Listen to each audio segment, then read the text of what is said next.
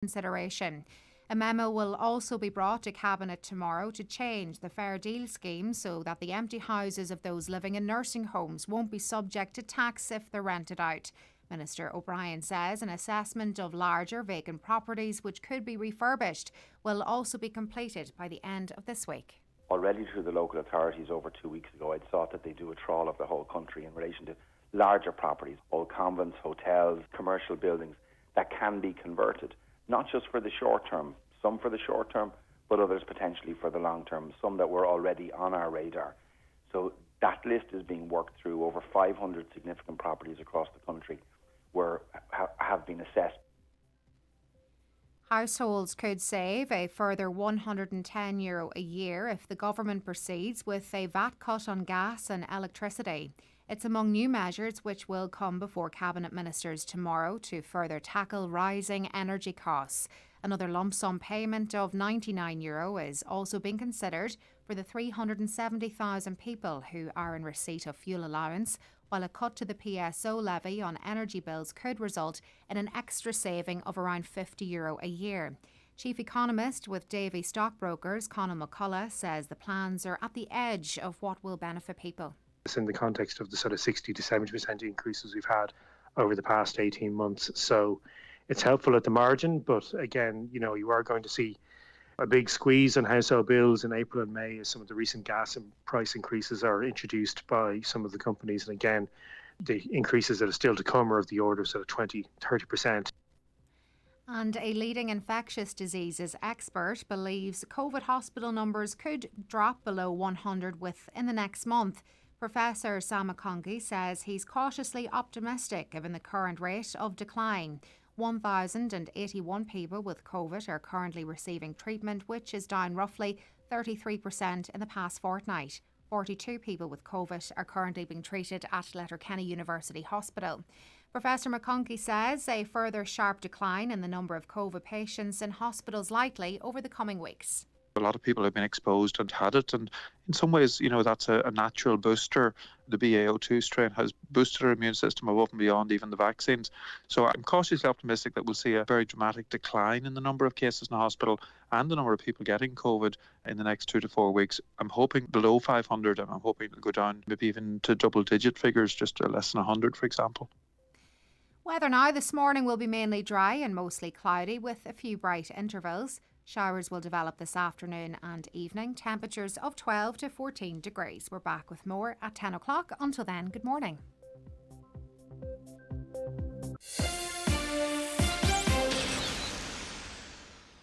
COVID-19 can still cause serious illness, especially in people at higher risk.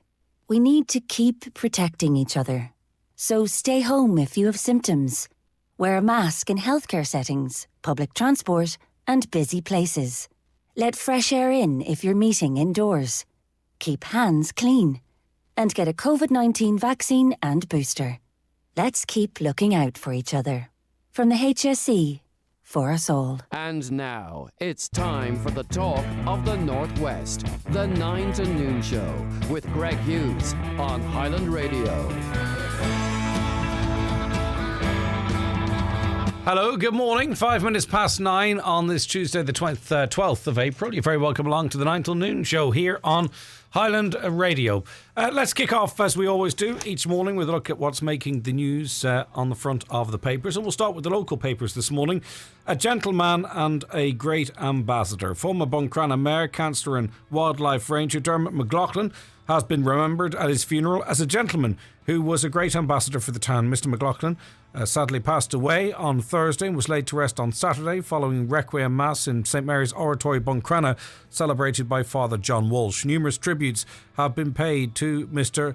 McLaughlin, a Fianna Fáil councillor, since his passing, with many remembering his contribution to Buncrana and Inishowen, which also included his involvement in Inch Wildlife Reserve and Fort Dunree.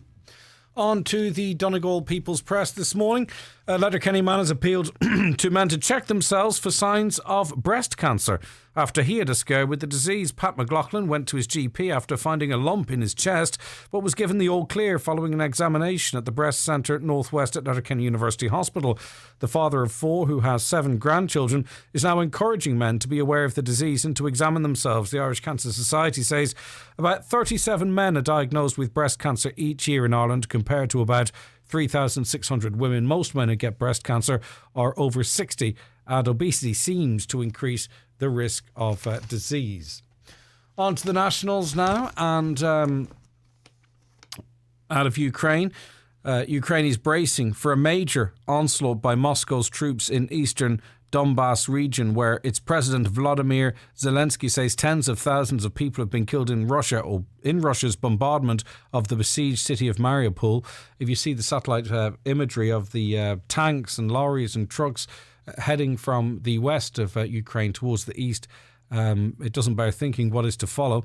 Well, diplomacy to end Russia's invasion made no headway yesterday, as Moscow said it would not pause military operations to facilitate future peace talks, and Austria's Chancellor gained no optimistic impression from a direct meeting with Russian President Vladimir Putin.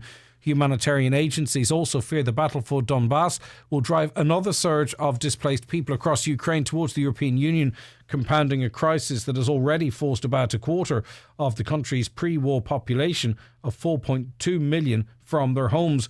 Russia is preparing another offensive, hoping to break on national resistance after all, Mr. Zelensky said yesterday of developments in Donbass. The worst situation is in Mariupol, in our southern port city, which has been blocked by Russian troops since March 1st. They estimate tens of thousands of people have died, civilians that is, have died in that city. The Irish Independent talks of a VAT cut on energy bills in a bid to tackle soaring cost of living. But, I wonder what kind of a meaningful impact this will make eventually, though. Obviously it will deliver a saving. But with Europe potentially not taking gas or oil from Russia at all, it's already seeing oil go through the roof. Gas not far behind it, I would say. So I just wonder if increases shortly are going to gobble up any VAT cut savings. Sorry to be pessimistic, but that's the way it feels. VAT on electricity and gas bills will be cut to that 9%, meaning homeowners can save €110 a year as part of major new reforms aimed at tackling the rising cost of living.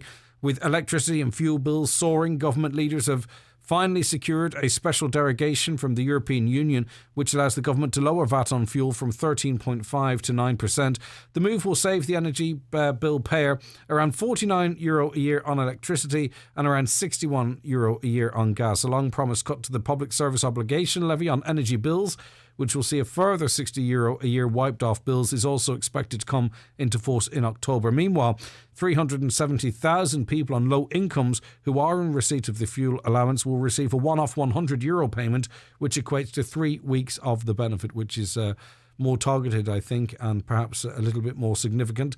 Government leaders and senior ministers held emergency talks last night aimed at tackling the rocketing price of fuel, which has led to a series of energy price hikes, adding around €500 to the average household energy bill.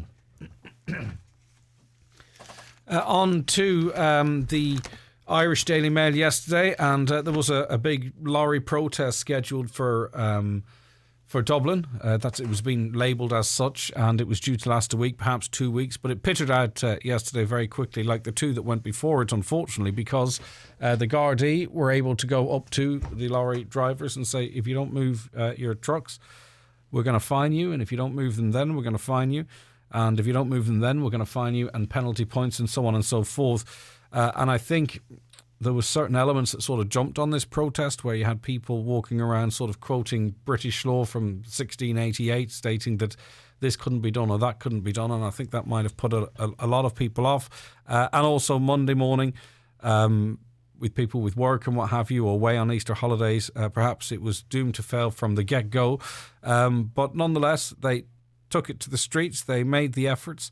A protest by hauliers demonstrating over spiralling fuel costs has come to an end after causing a day-long disruption in Dublin.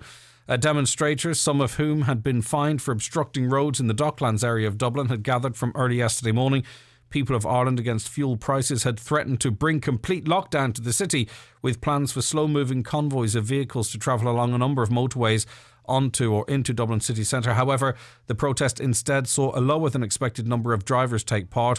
Hauliers left the city, some beeping their horns after 6:30 p.m. yesterday evening, after Gardaí warned them that the next step they would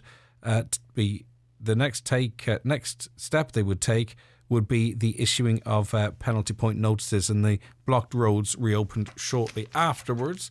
Father of three, Dave Callan, he's a truck driver. He has a truck company. He's the owner of it, and says diesel prices have gone up 40% in the last 2 years. He's from Tipperary. He says food has gone up, servicing a truck has gone up, insurance has gone up, oil has gone up. He left Tip late on Sunday night to join other protesters at a service station in Meath. He admitted he was disappointed with the turnout and said organising demonstrations through Facebook doesn't appear to work, especially as some of those who were loudest in support of the protest failed to show up. And unfortunately, you cannot really judge plans or success based on Facebook, because it's the easiest thing in the world to hit like, but to get off your bum and go and do something requires a lot more effort. The Irish Daily Star today, angry rural politicians have warned there will be mass opposition to government plans to ban the sale and distribution of turf later this year. We flagged this for you yesterday. Environment Minister Eamon Ryan has indicated that the sale of turf will be axed from September under new solid fuel regulations. So this means you will still be able to cut the turf for your own use, but you can't sell it. So you couldn't put an ad up on Facebook Market or Done Deal saying, 300 bags of turf for sale. You can't even gift it to neighbours, families or friends. Independent TD for Roscommon East Galway, Michael Fitzmaurice, has accused the government of treating turf as if it was cocaine or cannabis. We're going to be speaking to him a little later on. He said the language, distribution and sale was reminiscent to that of drugs, and that it would prohibit people from giving turf they had cut to an elderly neighbour to heat their home. And people might go, well, sure, who's going to stop giving away turf and who's going to be policing this, and it won't stop it happening? It actually does, because there's an awful lot of people, I would almost say the majority of people, that even if something is not forced, if it is the law of the land, that they comply with it for right or wrong, for right I suppose, of course, and that's just the way it is. So it will dampen down the practice, I imagine. If it comes to pass, though, I can see this one being one that Eamon Ryan won't get away with. Health Minister Stephen Donnelly last night got a bow-by-bow account of Tony Holohan's botched Trinity secondment, so-called secondment. This is the Sun. The Chief Medical Officer announced at the weekend that he'll retire after fury over the university move. The Department of Health has announced, or had announced last month, that Dr Holohan would be stepping down from his role as Ireland's top doctor after over a decade. Instead, he'll be taking a new position as Professor of Public Health at Trinity College Dublin. However, the move spiralled into controversy after it was revealed that his €187,000 salary would continue to be paid for by the Department of Health, and so on and so forth. Simon Donnelly's got the report from Mr Watt, whose decision it was, and he's written the report. I don't know how that makes sense, but anyway. And we'll get some sight of it in the next couple of days, perhaps waiting for it to pitter out from the public interest a little bit more before releasing that finally. And finally, in the Irish Daily Mirror, thousands of junior doctors could take strike action over unsafe working hours, with 80% at risk of burnout, the union warned yesterday. The Irish Medical Organisation claimed they are at breaking point due to illegal and lengthy shifts and breaches of employment law. The junior doctors, now known as non-consultant hospital doctors, are demoralised, frustrated and angry. Dr John Cannon, chair of the union's NCHD committee, warned yesterday that industrial action was likely if there is not an urgent and serious engagement by the HSE. But what can the HSE do? More? Employ more? Change the terms and conditions? I don't know.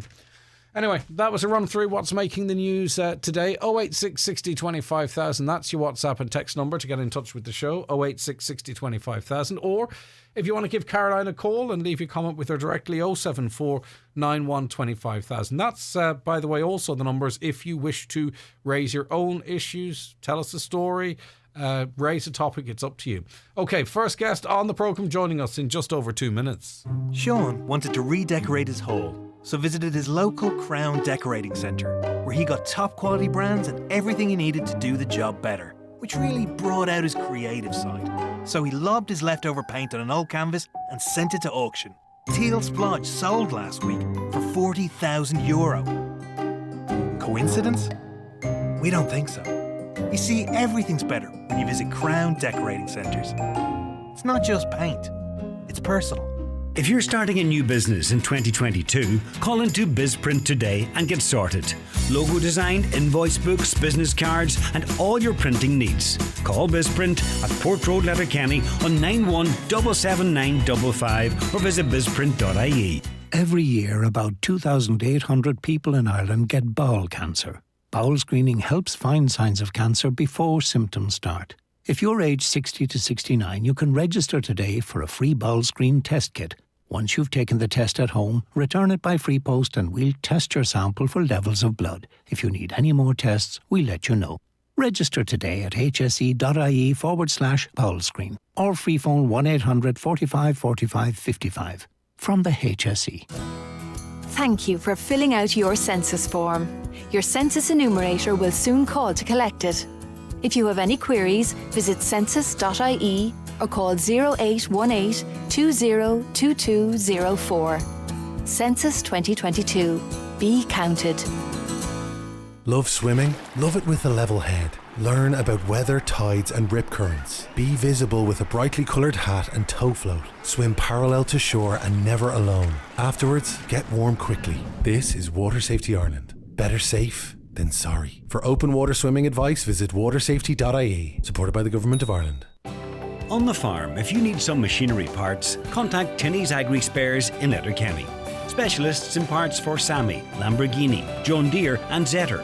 Also stocking a full range of service and wearing parts for Kuhn balers and mowers. And a full range of agricultural lubricants at unbeatable prices. On the farm, get it sorted at Tinney's Agri Spares, Leck Road, Letterkenny. Call 91222374. Okay, so let's find out what the Green Party locally thinks of Eamon Ryan's plans to ban the gifting or selling of turf. So, in other words, if you cut an awful lot of turf and you've got say, for instance, an elderly neighbour who you think is under a bit of pressure because of the cost of oil and coal, and you think, right, well, I can gift them a couple of bags of turf and maybe that might help them through winter 2022-2023, well, you might as well be handing them cannabis because it will be illegal.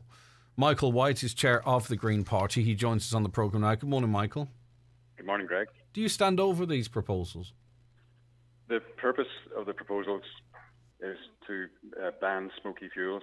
So the driver behind what's going to happen is a ban on the commercial exploitation of turf. You can still, if you've got rights for turf cutting, you can still continue to do that. But the reason that this ban is coming in on the 1st of September for the sale and distribution, commercial sale and distribution of turf, is that when they tried to introduce a nationwide smoky coal ban, so the first smoky coal ban they put in was in 1990 in Dublin, and that worked really well. 70% decrease in pollution. And they tried to introduce it nationwide about 6 or 7 years ago.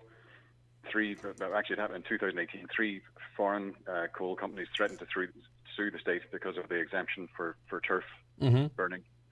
So that's the main driver.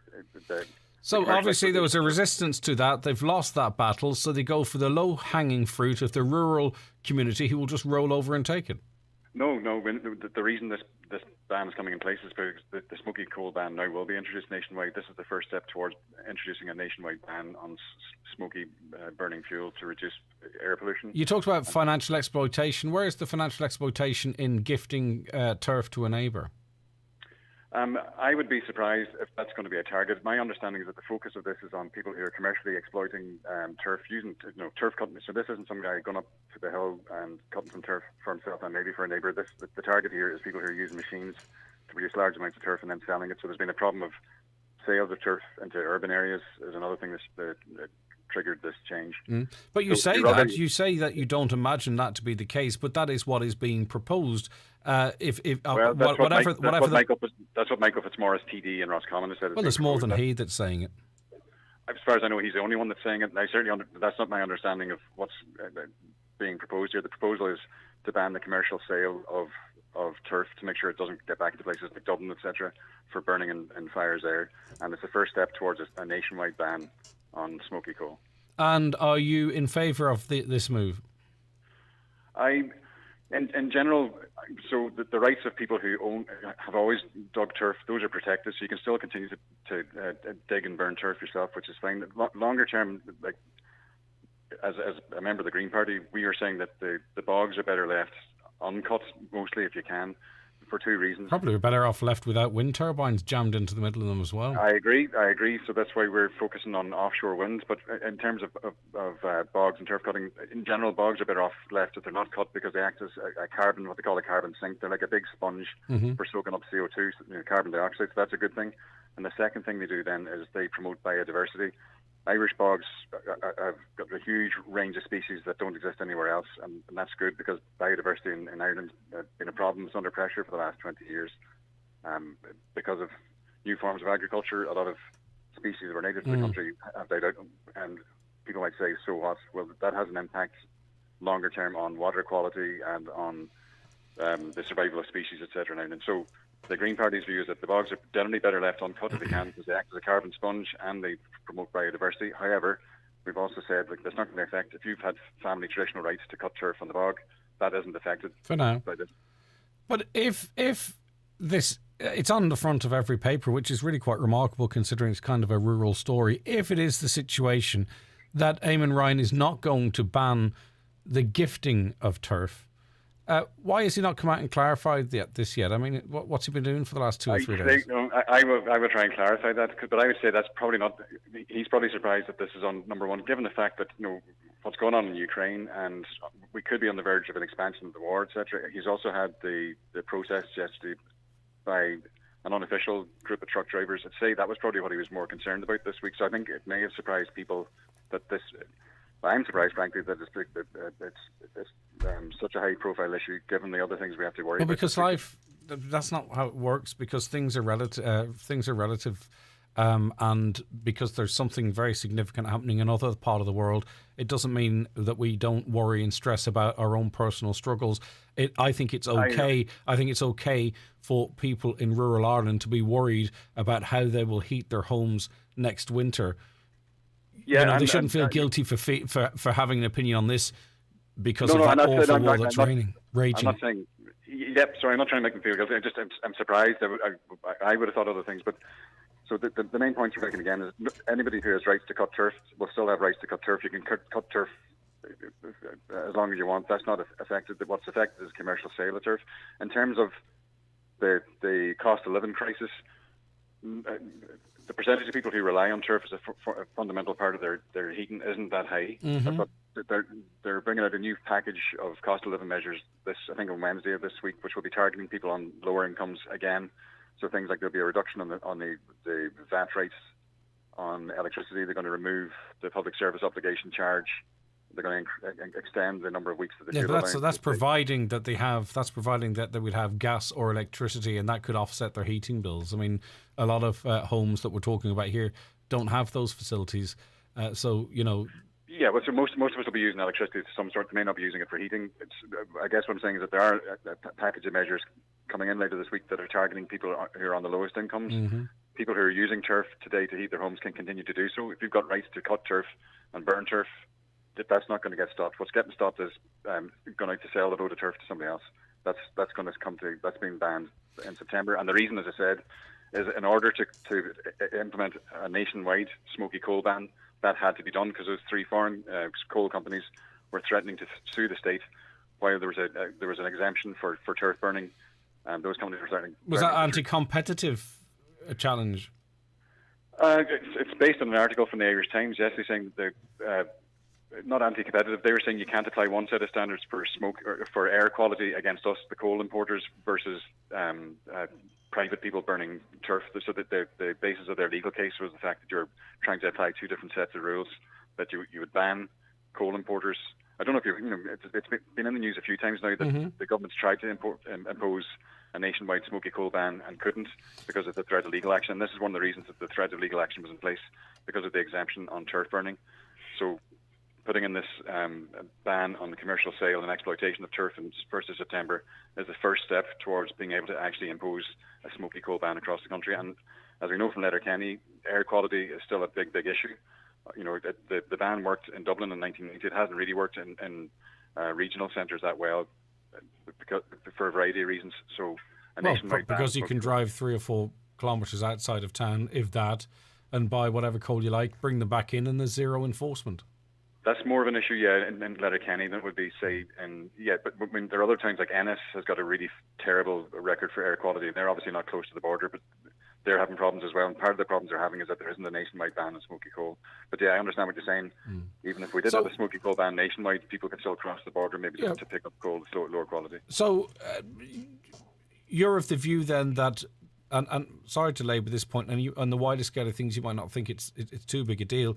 You believe the gifting of turf will not be included in these regulations? Not that that's the be-all and end-all, but that just so we have some clarity on the situation. I will need to find that out.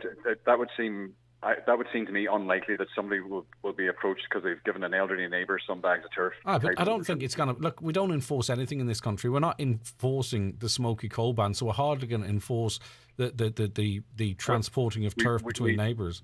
Yeah, we haven't been able to enforce properly the smoky coal ban because it wasn't nationwide. The stopping of commercial exploitation of turf by... Because you can't go into someone's house and see what they're burning. That's why it hasn't been... No, and nobody's going to want to, and nobody's going to want it. If you're dropping stuff off to an elderly neighbour, no one's going to... I think it's a red herring. But the purpose of this, the purpose of putting in a ban by the 1st of September, and not a ban on turf cutting and not a ban on burning turf, but a ban on selling it commercially. The reason for that ban is in order then to enable a further nationwide ban on smoky coal. And why do you call it a red herring? If Eamon Ryan is busy with other things, he does have quite the panel of advisors that could put together some clarification on this on his behalf. I will try to get that. This has been rumbling on for 2 or 3 days. So again, this is not our fault for talking about it. This is Eamon Ryan and his merry band of advisors that have not clarified it themselves. And so I didn't mean to suggest it wasn't relevant or didn't deserve clarification. And so I will try and get clarification. And I know it's a very hot topic in certain parts of County Donegal and very hot in Roscommon and parts of West Galway because there it's a bigger part of the fuels use. So and also it's important to point out that it was us that called you to invite you onto the programme as well, by the way. Stay where you are. Councillor Micheál Colm McGill-Nasbeg, you are a turf cutter. Are you going to be involved in the illegal trade and supply of turf in the winter? Well, listen to the chairperson there of the Green Party. It just shows very clearly, and I'm not trying to be personalising this, but how out of touch the Green Party are with rural Ireland. Yes, I do believe that our bogs provide an important part of biodiversity. I do believe that we need to take strong and quick action in terms of climate change. But that all said, we live in one of the most disadvantaged communities within the whole 26 counties. Our low income base is very well documented. Hundreds, if not more, families like myself depend heavily on the bog in terms of fueling and heating in our house. We need to look at fuel poverty and the deaths from fuel poverty every year. We need to look at the very fact is that the Green Party are saying that they don't believe that they're going to target people who give turf to their elderly neighbours and that. But this is not just about that. It's also about those that depend on it on a living, but who aren't exploiting the bogs in the way that it's been portrayed. These are people who go out and cut turf and supply and provide a service to our community. There are scores and hundreds of people out there who depend on tractor loads of turf every just year. In relation to that, Councillor, though, you would see the issue, would you? I wonder, would you? In that, say, for instance, you cut a trailer load of turf, okay, and you sell it to someone in Letterkenny, and they burn it in their fire in Letterkenny where there's a smoky coal ban, and,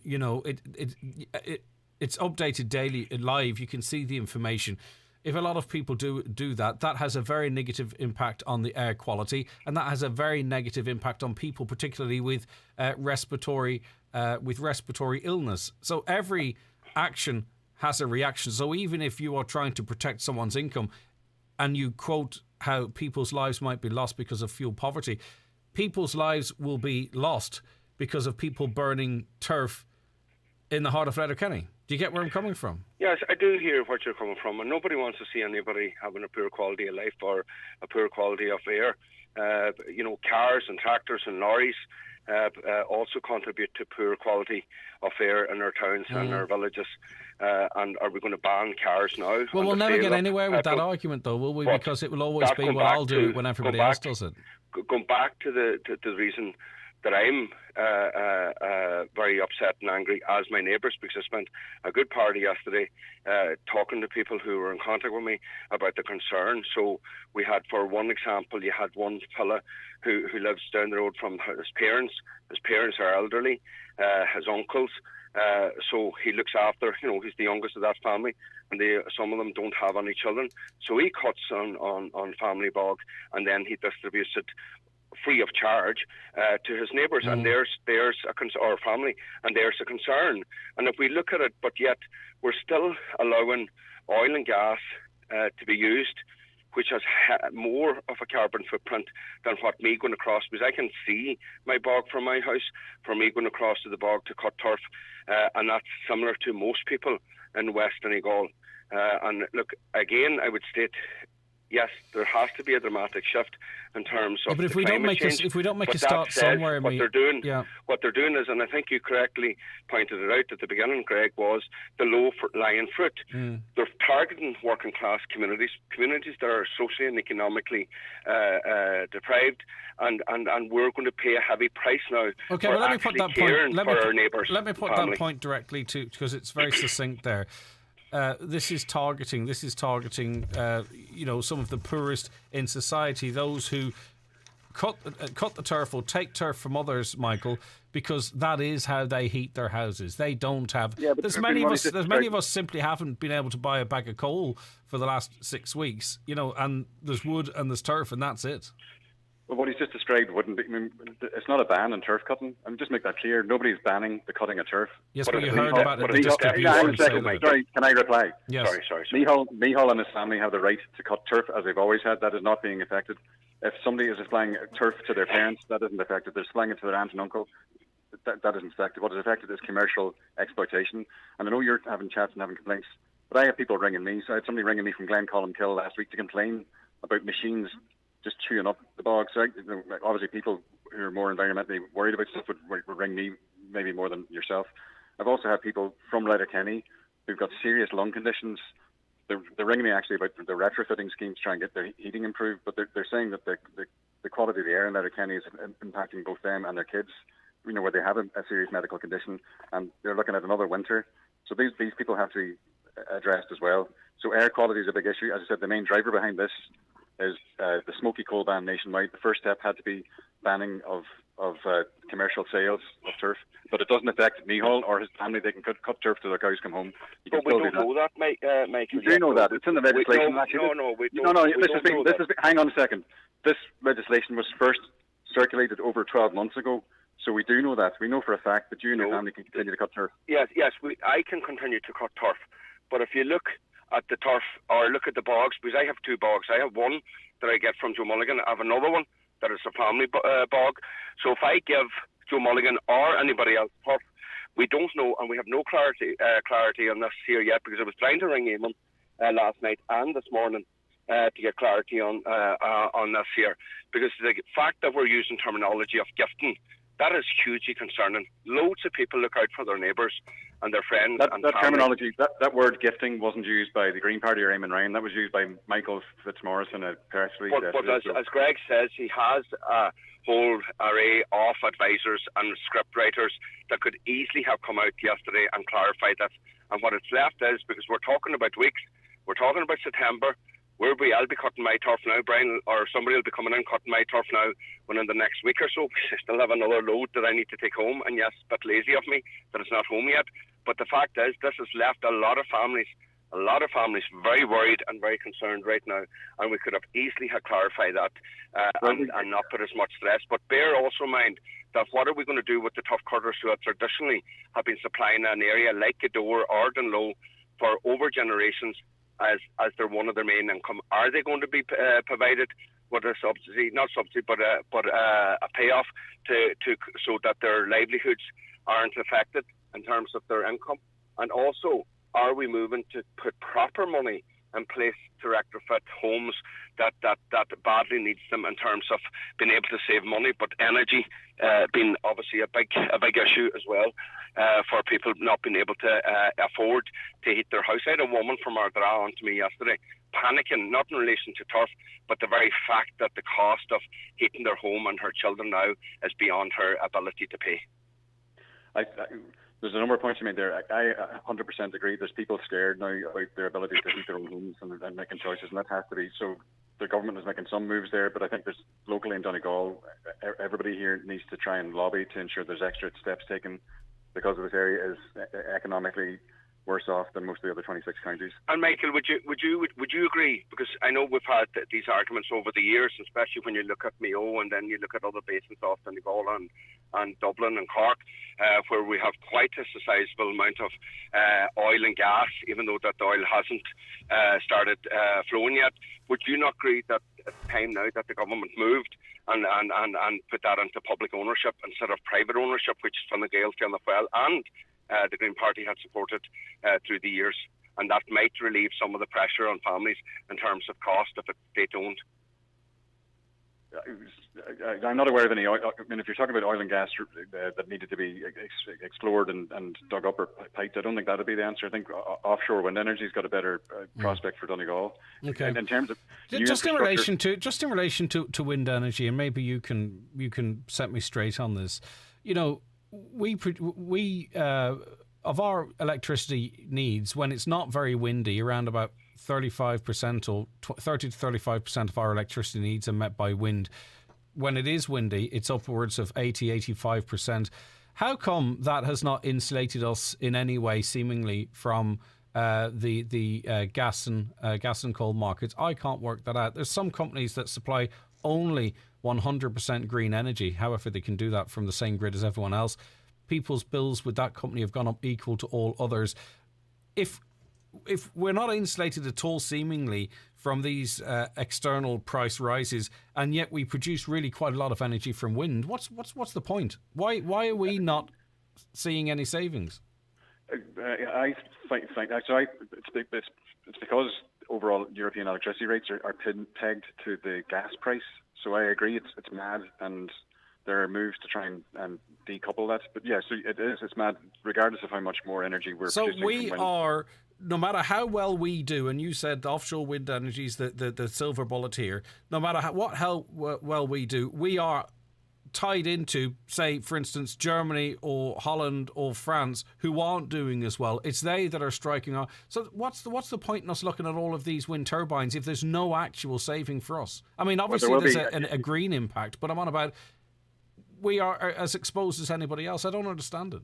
There's no way that peg to the gas price is going to continue over the next 2 or 3 years. It's part of the big discussion that's happening with Germany trying to get off Russian oil. I'd be really sure that the pricing of electricity will be decoupled from the price of gas. It's a bit mad at the moment that even if you increase the amount of wind energy you're generating at the moment, the overall European electricity prices are still... I would argue that's a priority, because if we actually started seeing the benefits of all these wind turbines, we might actually embrace it even more, but we're not. I think one of the things here, I think if I can come in here, one of the problems here is that, and when you talk about massive commercial wind farming, and we're not talking about small cooperatives or like what we have here in Alshafaran or some others, smaller wind farmers, but I'm talking about the bigger scale of wind farming like Amazon and so on and so forth, that this is all down to profit capitalism. And while the government continues to support this ideology, ordinary working class communities that we live in will not be served well. But Micheál, I get what you're saying, right? But there was 2 weeks last month, right, where 85% of our electricity needs were met by wind energy and others. Like, if the people you're talking of, your constituents and us, if we actually were locking on around the world and everyone else's fuel prices were going through the roof, electricity prices were going through the roof, and ours weren't, we would have a far different attitude to these wind farms and these wind turbines, because there would be a benefit to us, but we're not seeing that. We're still being hit with the same increases despite us hosting so many of these wind turbines, Michael. But bear in mind that the wind farmers aren't there to look after the interest of communities and the working class. They're there for profit and profit only. But that's the government's fault, because they are actually really quite effective at generating electricity. I would say an average of 50% of our electricity comes from these things, yet we don't see the benefit. Please, Michael, go ahead. Yeah, there's a few things. We're introducing legislation to facilitate community ownership of energy. The ownership of offshore wind energy is still up for grabs. It's probably going to be public-private partnerships. The amount of money required to build an offshore wind farm that can produce these large scales is going to require external money. So it won't simply be the state that builds it itself and then it's publicly owned. But you will have something where there could be a mixture of public and private ownership, and that's up for definition. So this is a problem with the public-private partnership model, though, isn't it? Right across the board in terms of housing as well. It might be the wrong term to use. It's where you need to get external foreign money, or you get private money in to help build the thing. Like a toll road. Possibly, where the ownership would come back to us. But before that, but doesn't. The thing that prevents us even doing that is the first place. There was no legal framework for building anything on the water, so that's why this Marine Area Act is going through the Dáil. It should be through the Dáil this month. That had to be done first before anything else could be done. So the next steps are being taken now that there's going to be a legal framework for building wind. All right, listen, I think it's been a very useful, healthy debate. Micheál Colm, thank you very much for joining us. Michael White, thank you very much for joining us as well, both of you. Right, take care of yourselves. What do you think? 08660 25,000. So no matter how many turbines there are and how much electricity that they produce, we are still tied into Europe and what have you. Right, okay, back with more after these. Let's call out his name. Mike Denver in concert with guests Philomena Begley, Ray Lynham and Brendan Shine at the Millennium Forum Derry on Saturday, April 23rd. Tickets at the theatre box office. That's Mike Denver in concert at the Millennium Forum with Philomena Begley, Ray Lynham and Brendan Shine on Saturday, April 23rd. With Donegal's largest selection of pre-owned vehicles, at iMotors we are confident we have your next car. All of our cars come with a 12-month warranty. Come visit our showrooms in Letterkenny or Malin. We have also now extended our opening hours on Saturdays at our Letterkenny showroom from 10 a.m. to 4 p.m. At Cherrymore Kitchens and Bedrooms, we are now operating out of one new state-of-the-art showroom in Donegal Town. And we invite you to visit our new 5,000 square foot Donegal Town showroom to discover the latest eye-catching designs. Remember, at Cherrymore, you're dealing directly with the manufacturer, which means high-quality kitchens at factory prices. Start planning your dream kitchen or bedroom by calling Cherrymore on 074 9725 822. Cherrymore, 25 years delivering value, quality and service all over Ireland. Years ago, I used to dread my motor insurance renewal. Then a friend told me about O'Malley Scanlon Insurance in Ballybofey and Dunlow. They do all the hard work. They contact all the major insurance underwriters and they get the very best possible quote for me. They have saved me a small fortune over the years, and they could do the same for you. When your insurance comes up for renewal, contact O'Malley Scanlon Insurance at their Ballybofey office on 9131020 or their Dunlow office on 952206. O'Malley Scanlon is regulated by the Central Bank. Beat the cost of Brexit and no customs charges. Do you need a UK address? For your limited company or personal use, Space Hub in Derry can provide you with your own virtual office or mailbox. Have your post and parcels delivered to Space Hub and collect at your convenience. Also brand new 20-foot shipping containers now in stock. Ideal for all your storage needs at our Springtown and Coolmore depots. Find us on Facebook or spacehubderry.com or call 04871 878077 for details. It's the Right Price Tiles and Wood Flooring half-price sale. Get up to 50% off everything in store. All kitchen and bathroom tiles, all wood flooring, all bathware, all cladding. Everything's reduced. It's our biggest ever sale. The Right Price Tiles and Wood Flooring half-price sale. Stores nationwide. Sale now on. Right, let's continue this conversation with Neil. Good morning, Neil. How are you? I'm good now. You are a turf cutter. You cut turf on your bog or a bog. I do indeed. I cut some, but it really, can I just hasten to say, please? It's for my own use.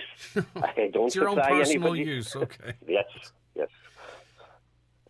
And what do you think of you're a writer, aren't you? You in the world of comedy. I Could have you pen written such a farce? I have written a lot of comedy, but I could never come up with this one. Now, I know the idea behind it might be great, but who's going to implement it for a start? Are we going to have Gardaí having checkpoints now on the road, watching people coming home with their turf? Will the Garda checkpoint be there? Will customs? Will social welfare? And now will we have turf? Yeah, you see, Neil, the thing is you see, we are quite compliant because we're told not to use green diesel. The majority of us don't use green diesel, even though how often will you actually get your tank dipped? That we're told to use car insurance, but how often are you actually stopped and is that checked? But we still comply to that. When the mask mandate was around, we were told to wear masks. How often was that enforced? But we still did it. They know that if they introduce the law, there will be a decent level of compliance, that it doesn't require implementation, and they can, I would say exploit that, but they can use that to their advantage. So even though it's unenforceable and it's potentially ridiculous, Neil, you will, if you try to give some of your turf to one of your neighbours, they might say, you know what, I don't need that hassle if someone calls round to check. And that's how it works, Neil. Yeah, that's how it works, but it's going to become law, which if I give my neighbour a bag of turf, I will be breaking the law.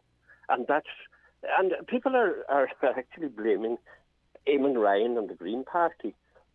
There are 3 parties in government that need to address this and forget about it. And I have this vision of a beach in the Costa del Sol where you have, the largest drug dealers in the country lying on the beach, and then you have a fella from West Donegal lying there, and they're all talking about they used to supply, we'll say, the centre of Dublin or the inner city, and the Donegal man can say, well, I supplied from Tulcara to Burton Port, and when they asked, was it cannabis or what? No, he said it was black turf, and very good black turf at that. So it's a joke. It's something Rip Van Winkle wouldn't come up with after spending 20 years asleep. And Neil, if there's good progress on retrofitting, if there is good progress on the cost of renewable energy, then you start saying, right, we're going to cut back on the use of turf. But what happens is it's another situation whereby this leaves people with no alternative except to go for the expensive coal or the expensive oil, and some people simply can't do that. When there's called a just transition, I believe. Well, it's a phrase anyway.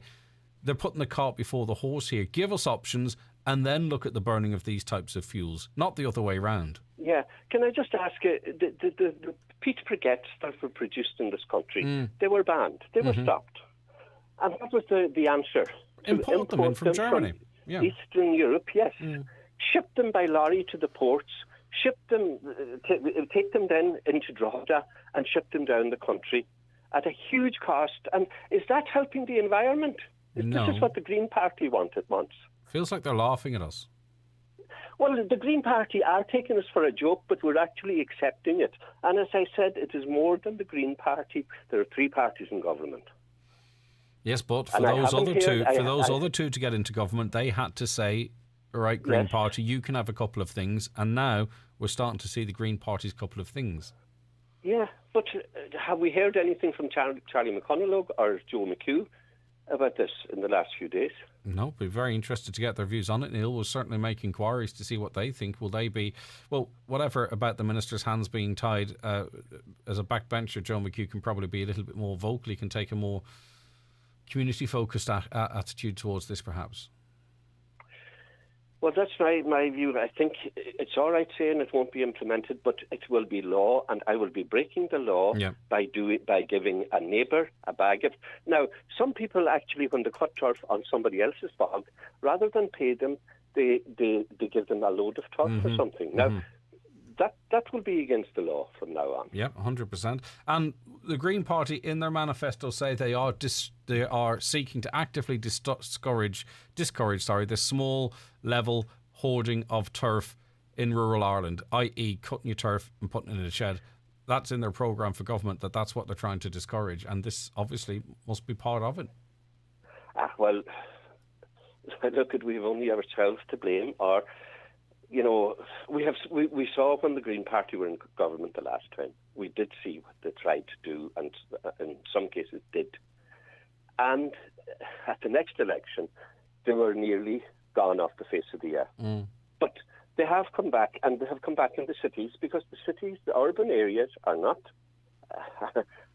aware of what's happening in rural Ireland. And they're well serviced with care. public transport as well, like the 20% reduction in public transport costs. If it passes outside your front door like it might in an urban area, brilliant news. Who needs a car? Stuff it. I'll actually have a little sports car with cheaper tax and insurance, and I'll take it out for 2 weeks in the summer. But we don't have that option here. We need our cars to get from A to B. And a reduction in public transport, again, feels a little bit insulting because we don't have enough public transport. That's right. Well, I mean, they've been talking about light rail for Western Donegal. The railway stopped in 1940 because it became obsolete. It didn't work back in 1940, and it's not going to work now.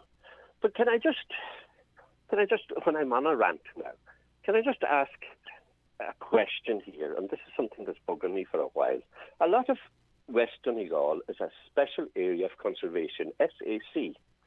And what I'm seeing now is that nearly all of those SACs are illegal.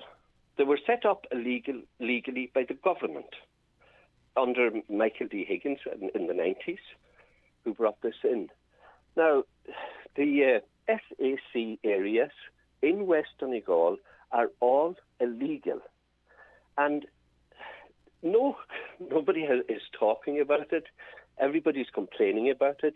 So I wonder, is there a chance for farmers and people like that to come together and actually do away with these SAC areas? Yeah, maybe it's a comment like yours is what gets the ball rolling. That's how things work. But listen, Neil, thanks for touching on all of that. It's been a pleasure speaking to you. I really appreciate it. Thanks for joining us.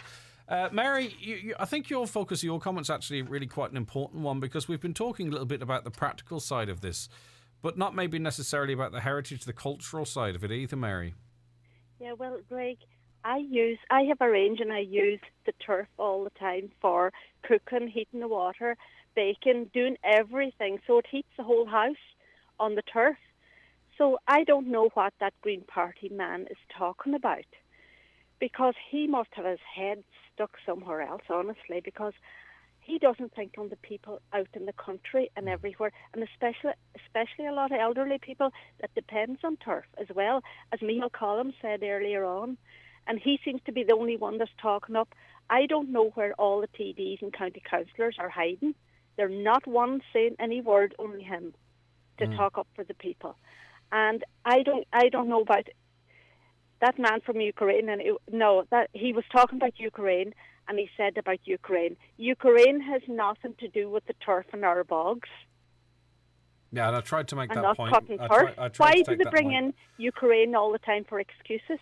Yeah, well, I think it was more to say that, Eamon Ryan's got bigger fish to fry than worrying about turf cutting at this time. I think that's what it was. But you see, like, I think people that don't live in rural communities don't understand the turf cutting, but they don't understand the turf cutting thing, how much of a conversational point it is, how much planning it is, how people in families and neighbours come together to get the turf in, how much of living, heating, cooking and everything is centred on the use of turf. It's not just 15 people living in 3 centuries ago. This is many of us. This is how we live our lives now in the present, and there is no viable alternative at the moment.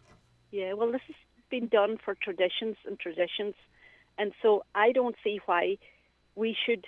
I think everybody that cuts turf should stand together, get their turf cut, get it home. Don't pay any heed to Eamon Ryan, because I wouldn't listen to him. I don't even listen to the news because it's all nonsense that's on it. But that's my take on it. Like, Mary, lovely speaking to you. Thank you for listening to a wee bit this morning. Anyway, I appreciate it. Thank you. Take care, Mary. Okay, 086 60 25,000. Add on your view to that. 086 60 25,000, or call 07491 25,000. Don't sleep in and miss the very latest beds and mattress offers from dfibeds.ie, Ireland's leading online bed and mattress retailer. You'll get a comfy Irish-made mattress, upholstered base and headboard from an amazing €229. Check out the full range at dfibeds.ie. Delivery free and guaranteed to you within 7 working days. DFI Beds. Sleep well, live well. If the medical experts get it wrong, everything changes. From misdiagnosis or delayed diagnosis to surgical injury or even poor treatment, all have physical, emotional and financial consequences. We're here to help. So if your treatment didn't go according to plan, speak to our experienced medical negligence team at McElhenney & Associates. Find us online or call 074 917 5989. McElhenney & Associates Solicitors, Stranorlar. In contentious business, a solicitor may not calculate fees or other charges as a percentage or proportion of any award or settlement. Bluebird Care are looking for you. Bluebird Care are currently seeking carers and nurses to join their ever-expanding team. Immediate starts for carers in all parts of the county, especially Letterkenny, Inishowen and Donegal Town. Bluebird Care are also looking for registered general nurses for day and nighttime 12-hour shifts. Contact Bluebird Care on 07491 9562 or visit bluebirdcare.ie and bring care home. Professor Walter McNicholas from the Sleep Disorders Unit at St Vincent's University Hospital here. Did you know 1 in 5 fatal crashes on Irish roads could be linked to driver fatigue? If you feel tired behind the wheel, pull in somewhere it's safe to do so and drink a coffee or caffeinated drink before taking a 15-minute nap. The short nap will allow time for the caffeine to take effect before you continue your journey. This should give you another hour or so on the road. Remember, stop, sip, sleep. From the Road Safety Authority. Highland Radio weather updates with Ireland West Airport. Gatwick's back. You can now fly daily to London Gatwick with Aer Lingus, the perfect gateway to explore South London. Ireland West Airport. You're flying. Okay, this morning mainly dry and mostly cloudy with a few bright intervals. Showers will develop this afternoon and evening, some heavy or of hail. Highest temperatures 12 to 14 degrees in light southeast or variable breezes. Right, okay. We are going to take one more very quick break, and that means I can come back after 10 o'clock and go through the dozens and dozens and dozens of comments we've received so far this morning. So stay right where you are. News is on the way, and then we'll be back with more great guests, conversation, and importantly, your comments. The countdown is now on. Where would you go if you won the €10,000 holiday and €5,000 spending money? Probably to Florida. I think it'd be. We were over there before, and it was a great crack with the Universal Studios, and the weather over there is class. If I won, I would go to the Netherlands to visit my sister. If I won the prize, I would go to LA so I could live like a rich person for like 2 days. The lucky winner will be announced on Thursday, the 14th of April, on the 9 till Noon Show. Buy your ticket today at highlandradio.com. Do you have unused and unwanted pesticides and empty chemical containers on your farm? Are you unsure how or where to dispose of them safely? The Source to Tap project is supporting a free, yes free, farm chemical disposing scheme being organised by Northern Ireland Water in the River Derg catchment around Castle Derg. Register today and a specialist contractor will collect your unwanted chemicals and containers from your farm. To find out if you are eligible and to book your place, contact info@sourcetotap.eu by the 15th of April. The Source to Tap project is supported by the European Union's Interreg 5A programme. The Chemical Disposal Initiative is funded by Northern Ireland Water. Hi, Raymond Sweeney here. If your vacuum cleaner has seen better days, call into us at Ben Sweeney Euronics for a look at the new Samsung Turbo Cordless Stickback. This lightweight, easy to control vacuum cleaner picks up fine dust on carpets and on hard floors. With a 40-minute battery life and a massive 150 watts of suction power, it is now available for €299.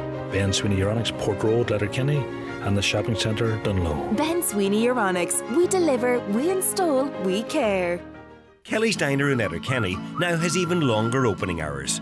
Try Kelly's Early Bird Breakfast, one of their great lunch specials, or a renowned Jake's Burger.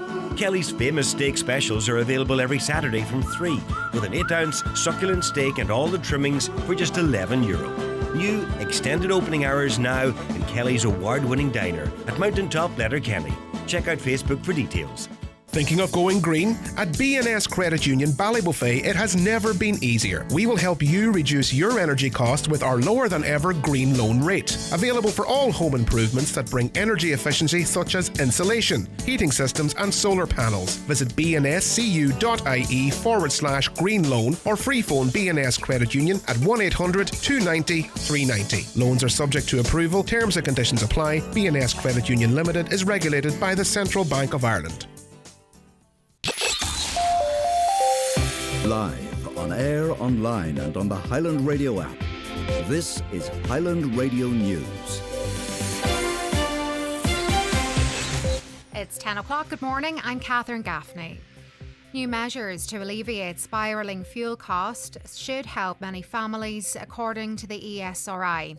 The government looks set to sign off tomorrow on plans for another lump sum for all of those who receive the fuel allowance, as well as a VAT cut on gas and electricity and a reduction in the public service levy on household energy bills.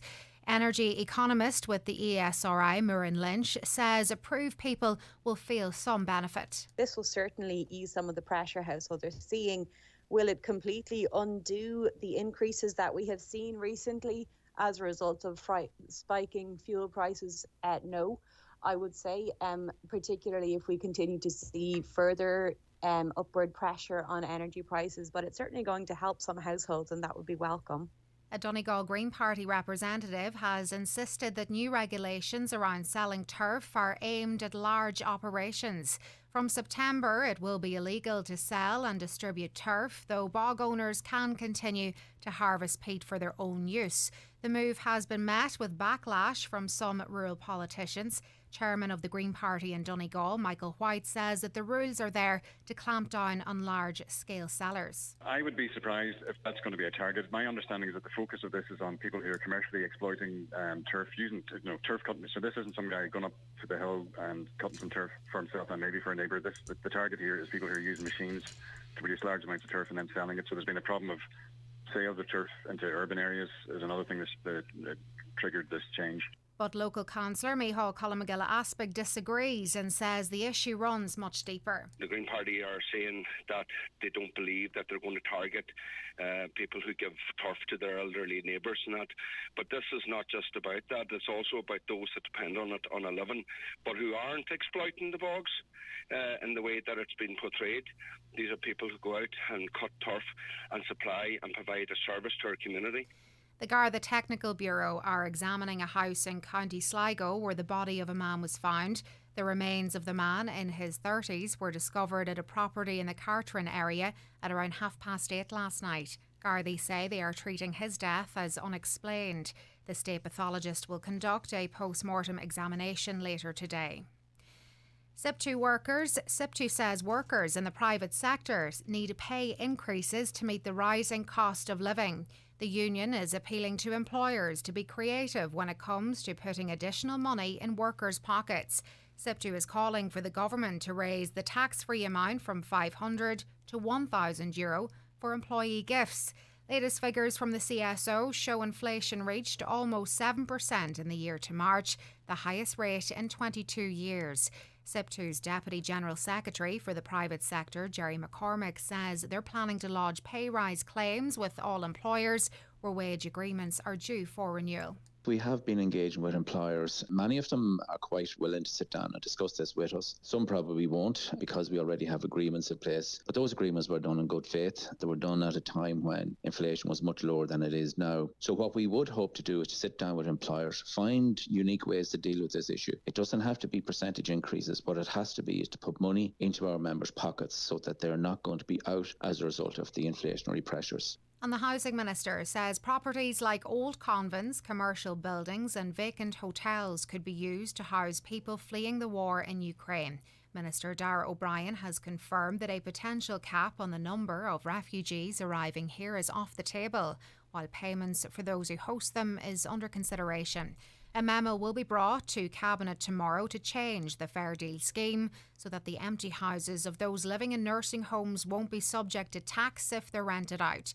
Minister O'Brien says an assessment of larger vacant properties which could be refurbished will also be completed by the end of this week. already through the local authorities over 2 weeks ago. I'd sought that they do a trawl of the whole country in relation to larger properties, old convents, hotels, commercial buildings that can be converted, not just for the short term, some for the short term, but others potentially for the long term, some that were already on our radar.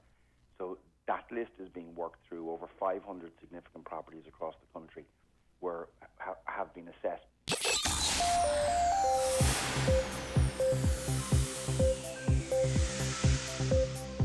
Weather now this morning will be mainly dry and mostly cloudy with a few bright intervals. Some showers will develop this afternoon and evening. Temperatures of 12 to 14 degrees. That's it for now. We're back with the headlines for you at 11 o'clock. Until then, good morning.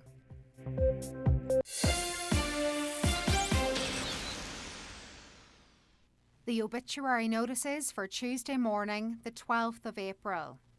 The death has taken place of Michael Doherty, Armour, Dunaff, Aris, Clonmany. Funeral arrangements to be confirmed later. The death has occurred of Bridget Rogers, Nee McMullen, Upper Kildrum, Calais. Her remains are reposing at her home. Funeral leaving there tomorrow morning at 10:30, going to the Church of the Immaculate Conception, Calais, for Requiem Mass at 11 o'clock, with interment immediately afterwards in Newton Cunningham Cemetery. The death has occurred of Marion Love, Nee Doherty, Millbrae, Castle Quarter, Inch-Island. Removal from Murphy's Funeral Home this evening at 6 o'clock, going to her late residence. Removal tomorrow morning at 10:15 to Our Lady of Lourdes Church, Inch, for Requiem Mass at 11 o'clock, followed by interment in the adjoining cemetery. The house is private to family and friends only, and on the morning of the funeral, please. Family flowers only, please. Donations in lieu to the Donegal Hospice, care of any family member, or Murphy Funeral Directors. The death has taken place of Edith Kelly, Closhpadrick, Carandonna. Edith's remains are reposing at her home.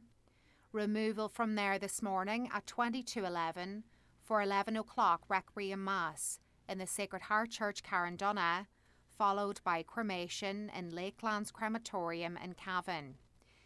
The funeral mass can be viewed live on carandonnaparish.com. And the death has taken place of Annie Ward, Lee McCluskey, in her 101st year, 56 Lisnara Road, Dunnamana, reposing at her home. Funeral leaving her home tomorrow morning at 10:20 for Requiem Mass in St Patrick's Church, Killina at 11 o'clock. Interment afterwards in the adjoining cemetery. Donations in lieu of flowers, please, to Motor Neuron, care of Quigley Funeral Directors. The Requiem Mass can be viewed live on the Donaghadee Parish YouTube. For more details, including any family health guidelines for wakes and funerals, please go to highlandradio.com.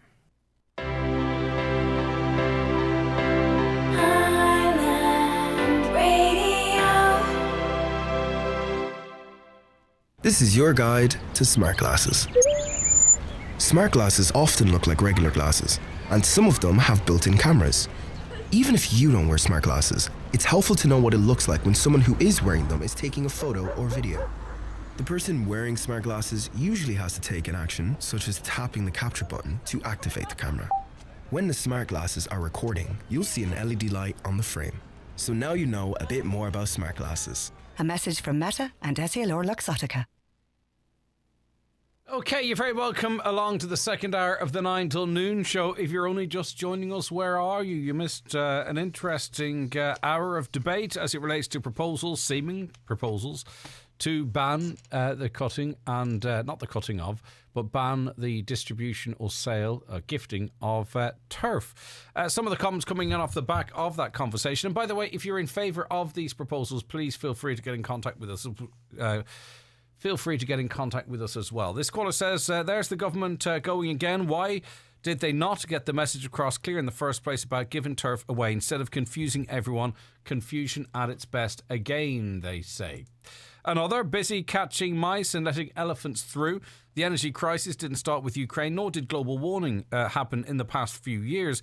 We have a manipulation of the ordinary person for many years, but sure, we vote for politicians that will give us a streetlight, tar a road, or get us a medical card, or turn up at a wake.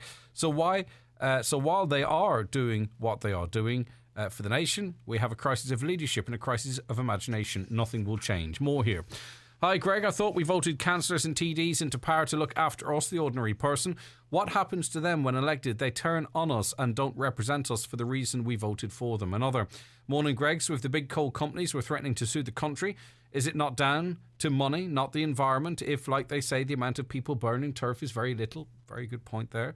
Another. I worked with a fella from Kildare last year. They were stopped from cutting turf, but they were grant-aided for fuel. That's coming in from a caller in Gortahawk. How is the Green Party still in government, asks another. Get them out. I'm saving to pay bills and doing without a lot since they put their noses in. Another. Greg, this energy crisis can't wait for 10 years. It's now. And all we hear about is electric cars. How are we going to run electric cars when we can't afford electric for our homes and businesses? Well, we had a conversation about that as well. We are producing a lot of wind energy in this country, but we as the consumer get no benefit from it because the price of electricity is linked to gas prices at EU level. We need a derogation, a separation from that. What is the point? We're exporting electricity to the likes of the UK. Let's keep it all here and let's see the discount from producing it through green means. What's the point otherwise? The environment is the point. I get that, okay, but if we saw a financial benefit to it, we might be more inclined to. We wouldn't have to worry as much about the cost of something. Well, then we can allow some brain space for the wider picture, perhaps. The Green Party called for a yes vote for abortion. They don't care about human health, believes a caller. Our wind energy is being sold back to us by private companies and we do not get any benefit from this energy. But again, we would get a benefit from it, but the price of our electricity is struck in Europe. My bill went up over €200 on electricity last month, and I'm wondering, do you actually listen to your Green Party leader? The things he comes out with, the light candles for lights and the heat come off it. How even is he in a job? Put the farmer or normal wage person into the dole and you will see change. I do think our politicians are too, and not our politicians, any politicians, are too insulated from reality. The cost of milk, the cost of bread, the cost of pasta, the cost of coal, oil, petrol. If you don't understand what it's like not to be able to pay these bills, how can you legislate for those that do? Really, I don't know if you can. The Green Party representative said he'd been contacted because someone has a lung condition, etc., because of burning turf. So if I contact him, we will have legislation to close down chippers because I have cholesterol. I can go into the north and buy all the smoky coal I want. The Greens are an elitist party that will be wiped out at the next general election. That being said, their impact will be felt. You know, let's not forget, I think it's the last time the Greens were in, there was additional tax, road tax, wasn't there, put on. Certainly, we changed our light bulbs and all that type of stuff. So, you know, even if they were to be wiped out, this doesn't mean that this goes with them. Don't believe the hype, Greg. It's nowhere near what the wind companies claim. Turbines have to be backed up by gas 24/7. The more turbines we have, the more gas we use. Well, the site I visit it's an independent gauge of the amount of power that's being generated from these turbines versus the amount of power the country is consuming. This is not press releases from wind energy companies saying, look how great we are. This is independent. The 85% claim is not true. Wind turbines are inextricably tied to the gas market. Do you have any idea about the effect of industrial wind turbines on animal and human health? Yes, we've covered it extensively on this programme. No harm to Michael. No one gives turf put for nothing. No one gives turf out for nothing these days. Those days are gone. It'd be very hard to police, Greg. Sure, a load of turf can be delivered in the middle of the night, but again, they'd be relying on the fact that the majority of us, perhaps, or many of us, are compliant people. The Green Party policies are getting more and more like the old Soviet Union communist policies with each passing day, believes the caller. Another one here, hit the rural people again between mica, turf, national herd, fuel, everything. I'll throw fishing in there if I can. everything that we do, they seem to want to stop us living our lives, but big business can do what they want, i.e. buying land in Wales and Scotland to offset their carbon footprint. Absolute crazy. The government fully backs these data centres that are sucking so much power from the grid, but is going to make turf illegal. They may just shut us down because it's getting impossible to live. Another, it's time the Irish government stood up to some of the most ridiculous policies of the Green Party. They are imposing all new rules but giving no financial support in how to do it. Does that mean, says another, that we can't buy Bowden and briquettes too from September? No, I don't believe that's the case. Greg, it's time to park green agenda for a period until we sort out the economy. The fuel issue is wrecking the country at the moment. And another, I would say the Green Party will not have a chance to ban things after the next election, as they will be banned from being elected.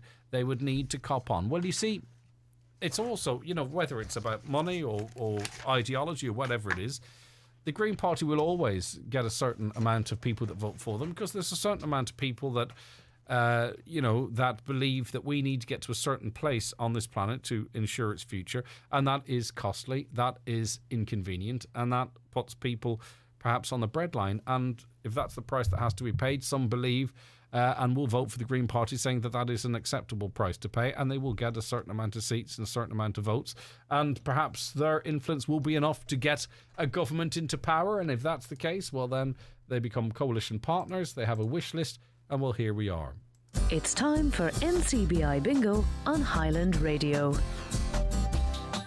It's Tuesday the 12th of April. You're playing on the brown sheet. The reference number is S12. It's game number 15. The numbers are 63, 81, 5, 7, 20, 24, 46, 29, 53, and finally 64. Phone your claim to 9104833 before 8 tonight, leaving your name, contact number and the name of the shop where you purchased your book, and we'll call you back the next working day. Get all your Ncbi Bingo information at highlandradio.com. Mr. Blue Sky, please tell us why. The Euromillions Jackpot is an estimated €85 million. Play responsibly, in-store, in-app or at lottery.ie. The National Lottery. It could be you. Are you passionate about customer service? Then Concentrix wants to hear from you. Right now, Concentrix is recruiting work-at-home customer service advisors to join our growing global business in Donegal. If you're looking for an exciting opportunity where you can earn, learn and grow, apply today by searching Donegal at jobs.concentrix.com. All ready for next year? Why not make sure of it with SEAT? Trade up to a 221 SEAT SUV and you'll be offered PCP finance from 1.9% and a 3-year service plan for just $9.99 a month. With the bold new Arona, the stylish new Ateca, or the outstanding 7-seater Tarraco, we're all ready. Are you? Trade up to your 221 SEAT SUV at DMG Motors, Clare Road, Donegal Town. Finance provided by way of hire purchase agreement from Volkswagen Financial Services Ireland, trading as SEAT Financial Services. Subject to lending criteria. Terms and conditions apply. Visit seat.ie/221 for further information. Whether it's a smart meter to better manage your energy, plugging into a greener type of fuel, or something bigger, with Bord Gosh Energy, you can go your kind of green. Discover more at boardgoshenergy.ie. Bord Gosh Energy guarantees that 100% of the electricity supplied to you under green plans is sourced from renewable generation, in accordance with the CRU Green Source product verification process. 10% green gas will be purchased in Europe from Guarantee of Origin certificates for green gas. This is your guide to smart glasses. Smart glasses often look like regular glasses, and some of them have built-in cameras. Even if you don't wear smart glasses, it's helpful to know what it looks like when someone who is wearing them is taking a photo or video. One way someone can activate their camera is by tapping the capture button on the frame. Another way is by using a voice command, like take a photo. So now you know a bit more about smart glasses. A message from Meta and SLR Luxottica. The award-winning Genesis Aesthetics and Skincare Clinic Eudore offers the most advanced skincare treatments for men and women, treating conditions such as acne, skin tags, rosacea and scarring. As a qualified aesthetics practitioner, Mary Ferry offers a range of anti-aging treatments including dermal fillers, thread lifts, Profilo, skin boosters, microneedling and LED light therapy. Hair and makeup also available. Download the Genesis Salon app today or call 0749 075 325 75. Okay, every Tuesday, just after the 10 o'clock news, we have Community Garda information. It's appeals and information from An Garda Síochána here in County Donegal. And we're joined in studio this week by Garda Grania Doherty out of the Letterkenny station. Good morning, Grania. Morning, Greg. How are you keeping? I'm doing the best, yeah, and yourself? Brilliant. I'm doing fine, thank you. Right, now let's get straight into it because you're seeking the public's assistance in relation to a burglary in Letterkenny. Yeah, this burglary happened at Anglenrua Estate there up in Killylaston, Letterkenny. Happened between the 8th of April, so that was a Friday at 6 p.m, and Saturday the 9th of April at 8 a.m. So it was actually the garden shed at the rear of the house that was broken into. 2 bikes were stolen from the shed. One of the bikes was later recovered following a search of the surrounding areas by the guards. And one of the bikes is yet it's outstanding, hasn't been recovered. So we're appealing to the public to contact Gardaí should they come across this bike. It's quite an expensive bike. It's a new adults mountain bike. It's black, mainly black in colour with yellow stickers with the word voodoo and a sticker on the main bars of it. So there's a child saddle fitted to the bike also. The bike that was stolen. So we're going to put up a picture later on the Facebook page of a similar style bike as well. So we appeal to other residents in the area of Glenrua to contact Gardaí if they believe they may have seen or heard anything between those dates that would assist with our investigation.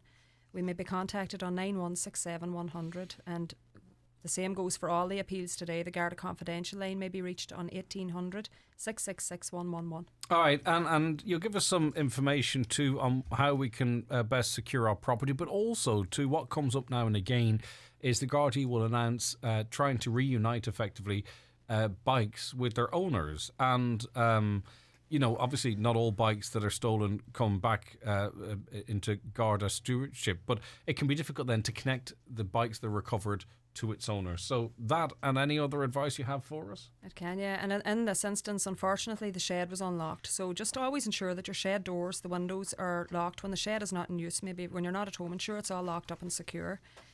We also encourage the public, maybe, when they're setting up their home alarm system, consider adding their shed, their garden shed to the alarm system also. And when locking your bike, ensure you secure it tightly to a heavy, immovable object, such as even a ride-on mower, lawnmower in your shed, and keep the lock off the ground. And that's to avoid, presumably, them being able to use an axe or take an axe to it or something. Exactly, it would make it, common sense, make it more but not difficult something you to might break think the lock. of, Yeah. Take a photo of your bike. Note the serial number. That's located in the underside of your bike, close to the pedals. And I think we discussed this one before. Actually, it's a good idea to email the photo and the serial number back to yourself, so you'll always have it there on record. So if your bike is stolen, report the theft to Gardaí as soon as you can. If you have the serial number, give that to Gardaí also. And as you said, many recovered bikes can't be returned to their owners because their serial numbers haven't been recorded. So just in relation to that also, Greg, I wanted to let your listeners know, because I know there's quite a few community groups out there and community neighbourhood watch groups who are eager to know about the position of the property marking machines. So 2 machines were acquired by the County Council. Donegal PPN and Donegal JPC have bought 2 property marking machines, and just within the past week, a number of Gardaí, including myself, we completed the training on how to use these machines. So, and this will be a major asset. Farm machinery, really anything can be marked. Jewellery and antiques, I think, are the only 2 things that can't be marked. So, trailers, bicycles, and a lot of bikes nowadays are a lot more expensive than some of the cars out there, for sure, definitely. Even golf clubs, anything at all that we can mark, we will mark. The machine embosses the property item with small dots in the pattern of your air code. And this can be done in a visible position on the item and also in a more hidden position on it.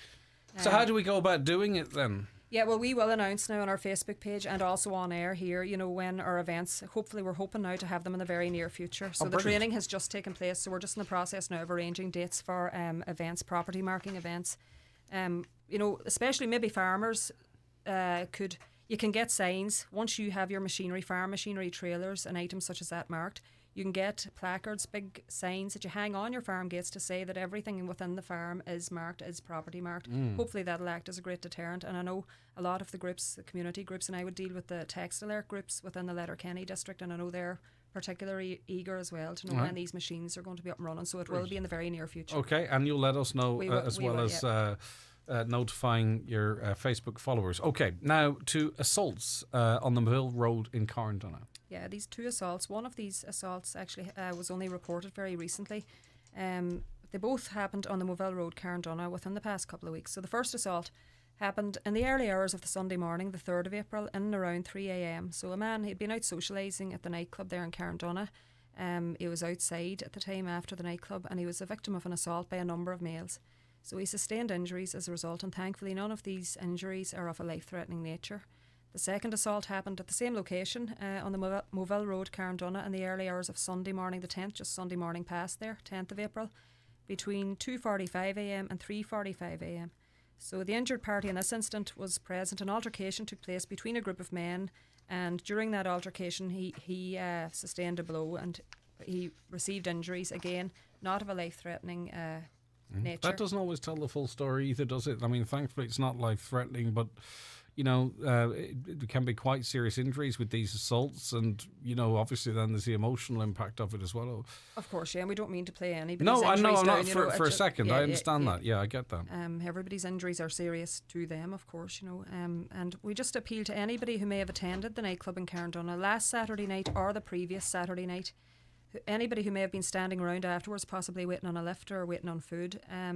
If anybody witnessed either of these two assaults, contact Gardaí in Buncrana on 932 0540. Again, anybody that may have been parked up along that stretch of road, waiting to take somebody home from the night venue, or anybody that travelled on the Moville Road around those times, if they believe they may have captured either incident on their dashcam footage, we would like to hear from them also. And I would say this from time to time, but what if someone goes, I saw something, but I just don't want to get involved? Because obviously these, are individuals that aren't afraid of violence, and if I tell the Gardaí and next thing I get dragged into it, what would your message be to someone who might feel like that? Yeah, well, you can always contact your local station, and you can make it clear that you want to report it in an anonymous fashion. You can ring in, you don't have to call in person. The Garda Confidential line is ideal for that. And maybe just in case people don't realise how the Garda Confidential line operates, I called it myself one day from the station just to find out what the layout is, so I'd be in a better position to advise people. And when you call through to it, it's actually a recorded message. You're not through to a person when you call. It's a recorded message, and they just tell you to leave your message after the beep. You don't have to leave your name. You can just say, I just wish to report that I observed or whatever on whatever date in whatever town. That's it. Hang up. You don't have to give your name. And it's threads of the investigation too. It's even the small bits of information add up to the bigger picture, presumably. Of course, and maybe that confidential line would be ideal for somebody such as the type of person you mentioned who would be anxious about calling. I just think there's a lot of us might be that would go, am I opening up a whole can of worms for myself? But you've answered that now. Okay, that's useful information. Right, okay, so that was Moville. We'll go to Stranorlar next, a criminal damage incident, I believe. Yeah, this is a very recent one. It just happened on the 11th of April. So criminal damage happened at Chapel Street there in Stranorlar. So yesterday morning, the 11th of April, between the early hours, so sometime between midnight and midday yesterday, the front window of a house was smashed with a brick in the Chapel Street area. So we appeal to other residents in that area that may have heard the smash, seen something in the area that may be of use to us with our investigation, and we would ask them to call us in Letterkenny on 9167 100. Right, so did you hear the bang? Look through your curtains. Yeah. What did you see? Okay. Criminal damage this time in Letterkenny. Yeah, so this was a criminal damage incident happened at Cashel Park in Letterkenny. This happened on Friday the 8th of April between 9pm and 9:45pm. So the pane of glass in the front door of a house in that area was broken, smashed in between those times. No entry was gained to the house, and it's not believed an attempt was made, to enter the house, but just criminal damage. So if anybody can assist with this appeal in any way, again, as you said, if they heard a smash, they looked out, observed anything that may assist us with our investigation, we would ask them to contact us in Letterkenny on 9167 100. Yeah, every time I hear these, I imagine, a crib underneath the window or a chair underneath the window and someone sleeping on it. You just never know what could actually happen. It's bad enough in and of itself. It is. And again, you could have an elderly or a more vulnerable person living in one of these properties, and it's an awful traumatic experience for them. It's frightening. Really is, exactly. Criminal damage again, back to Letterkenny. Yeah, so Ballybuffet Gardaí are investigating this one. Happened at Mulraney Terrace in Stranorlar. So between Sunday the 10th of April at 10:15pm and 9:40am on Monday the 11th of April. So between Sunday night and Monday morning, the owner of the car, they actually went out in the Monday morning to start their car to move on. The car wouldn't move. They discovered then the 4 tyres of their car had been slashed overnight.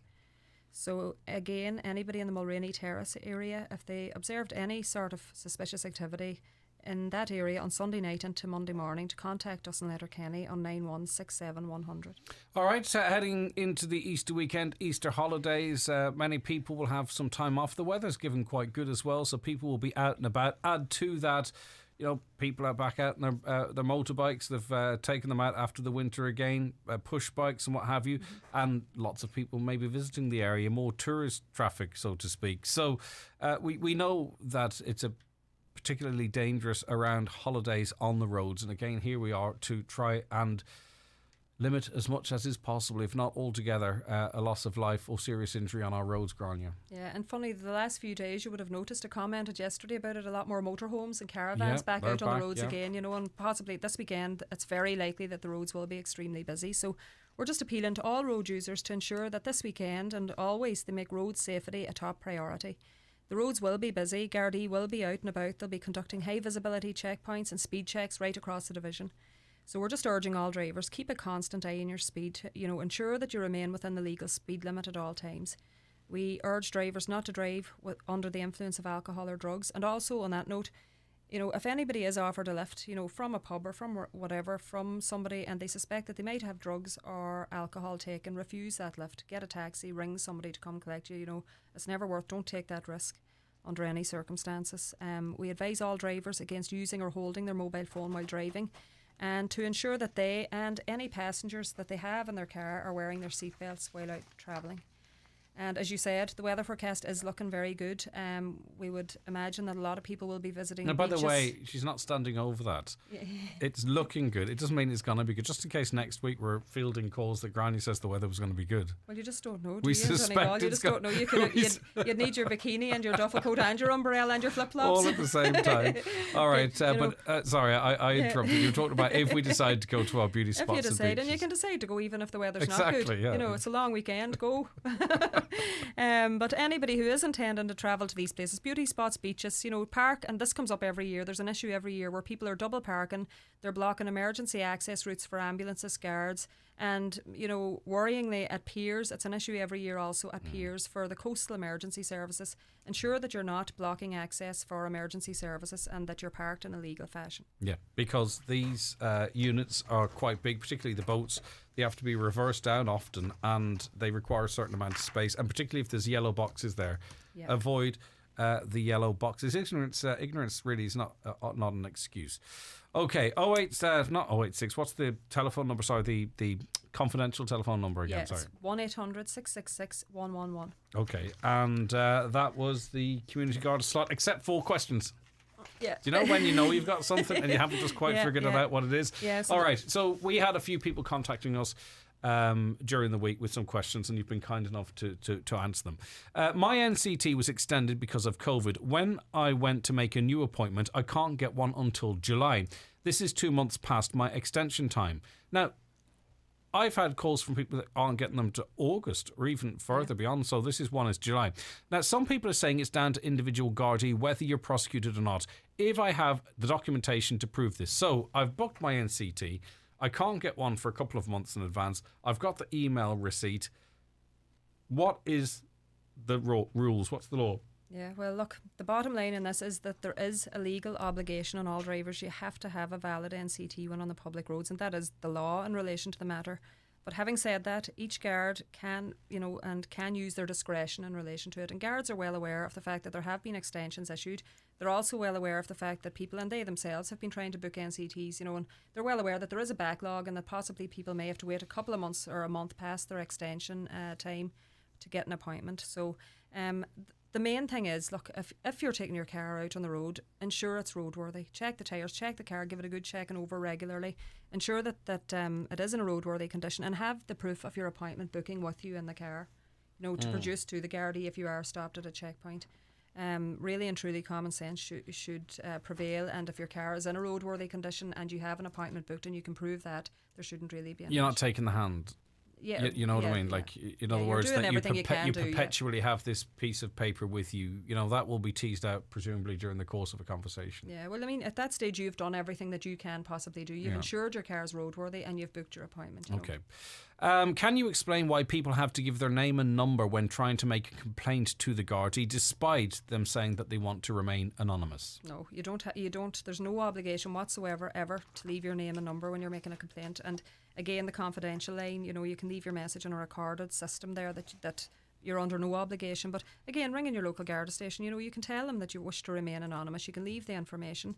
In some circumstances, maybe people may not be aware, but for instance, if I were to ring in and report that I observed a dangerous driver this morning on my way to work, in that instance, the guards would ask for your name and address with an eye to inviting you to make a statement of complaint, because matters such as that can't be investigated or can't be furthered without you, if you're willing to say what you observed on paper and make a statement in relation to it. Because that's the evidence. Because that is the evidence. Yeah. The guards didn't observe it. So in cases like that, they may ask, they won't forcefully ask, but they may ask, do you wish to make a statement, and what's your name and address?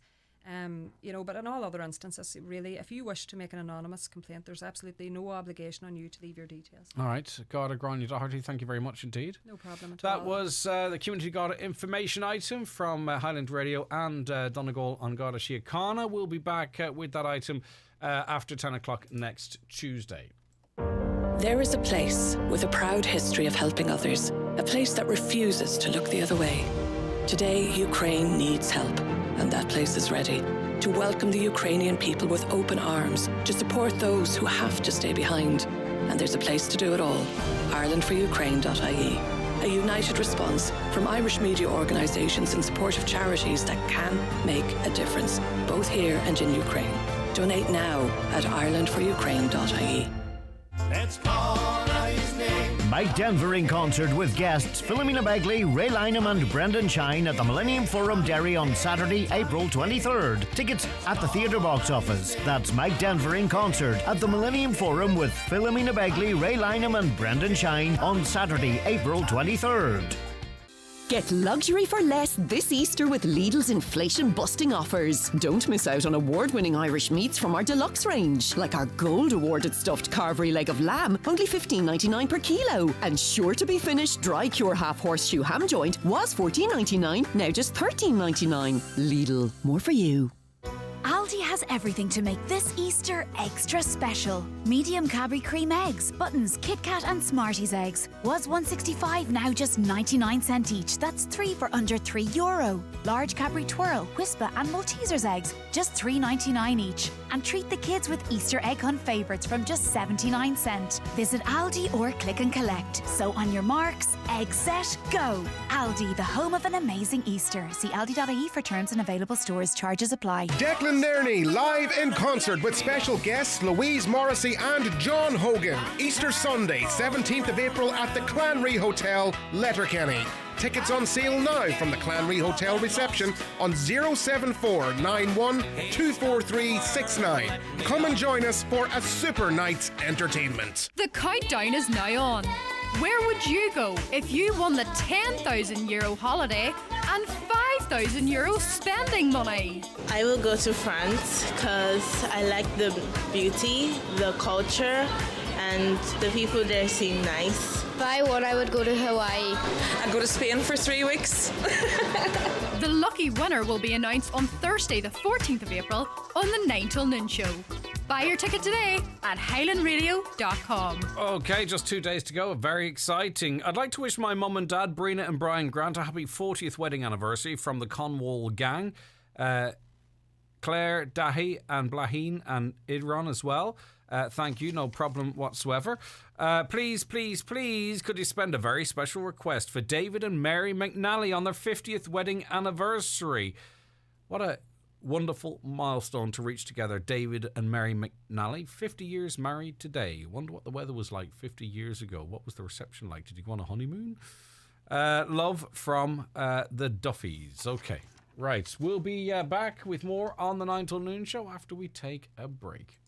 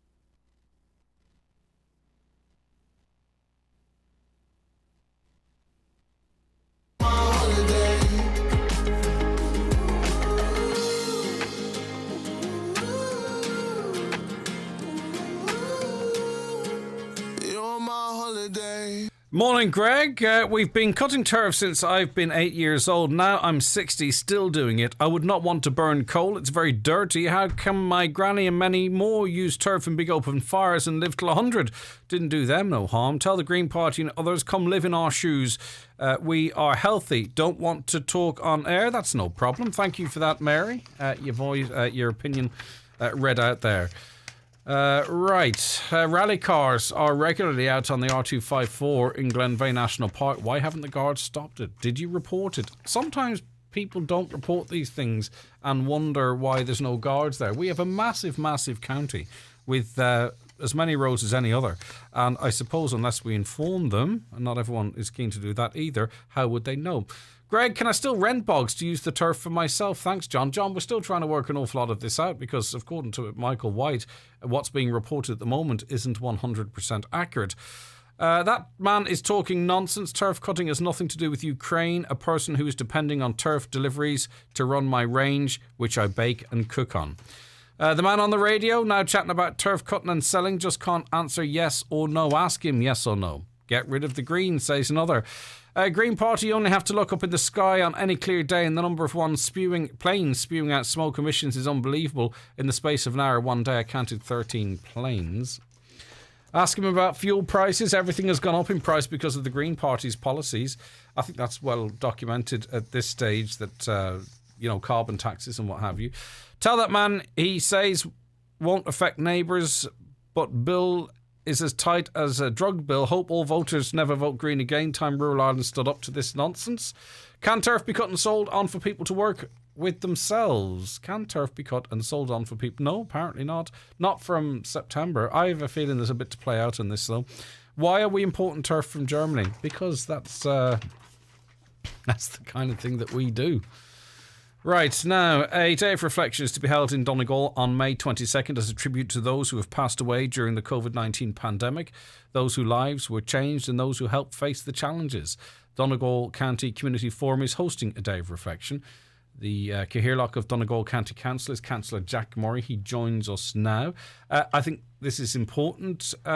Jack, it feels a bit premature to me, personally speaking. I think we're still really in the throes of this and we don't know what winter is to bring. Hopefully nothing too severe. But anyway, be that as it may, it's an important opportunity for people to get together, presumably. Yeah, well, hopefully we don't go back to the circumstances we all found ourselves in over the last number of years. But I do think it's important that we reflect as a community, obviously as a global community. We endured the pandemic as a whole, but we as a Donegal community, we all went through very, very similar experiences. And I think it's important now, after so long, that we would reflect on those who we've lost so sadly during the pandemic, those who've suffered, those who continue to suffer, and those who sacrificed so much for the greater good during that time. And I think it'll be a nice event, the Day of Reflection, but we'll be appealing to the people of Donegal to submit photos that tell the story of the pandemic. Now, that could be from anything. It could be from empty food shelves, from queuing out in the street to get to supermarkets, to empty football grounds, to anything that people feel show their own personal story. And I think it'll be something that we can all look back on. Well, it might even feel far away now that when we're in the real depths of the pandemic, the real eye of the storm. But I think we all went through it. I think no wakes, 5 at a funeral, window visits. That's what the pandemic means to me. But I suppose that would be what I would submit. That would be a representation of what it means to me. Exactly, and that's something we can all relate to. Like, everybody lost somebody that they couldn't go to the funeral, they couldn't go to the wake, and they wanted to express their condolences in some way, but they were forbidden through no fault of their own. Obviously, the consequences of the pandemic, that is something that everybody can relate to, and I'm sure there will be photographs that can poignantly tell that. I know my own experience, my daughter's great-grandfather lives 2 doors down from us, and she couldn't really go to him for 6 months. I remember standing at the bottom of the garden shouting up at him, and that was extremely difficult for him, not to be able to see his great-granddaughter or to give her a hug for so long. Like, there's just the small things that people took for granted were taken away for so long. So I think it'd be nice. We'll have photographs. I'd ask anybody if they have them in high enough quality that can be blown up to an A3 size. They'll be displayed in Lifford on the day of reflection on the 22nd of May, and they will also be displayed in the public service centres throughout County Donegal too. And as you mentioned, I talked about the sad imagery, and there's so much of that as well. But there's, you mentioned too, I think, there's the heroes, those that stepped up to the plate, those that really, I think particularly in the early days, that put themselves out there when, we really didn't know where all this was going. The nurses, the doctors, the home helps, the carers, the undertakers, the guards, you know what I mean? There's so many people that perhaps had to take more risks than others in the face of not knowing what was to be.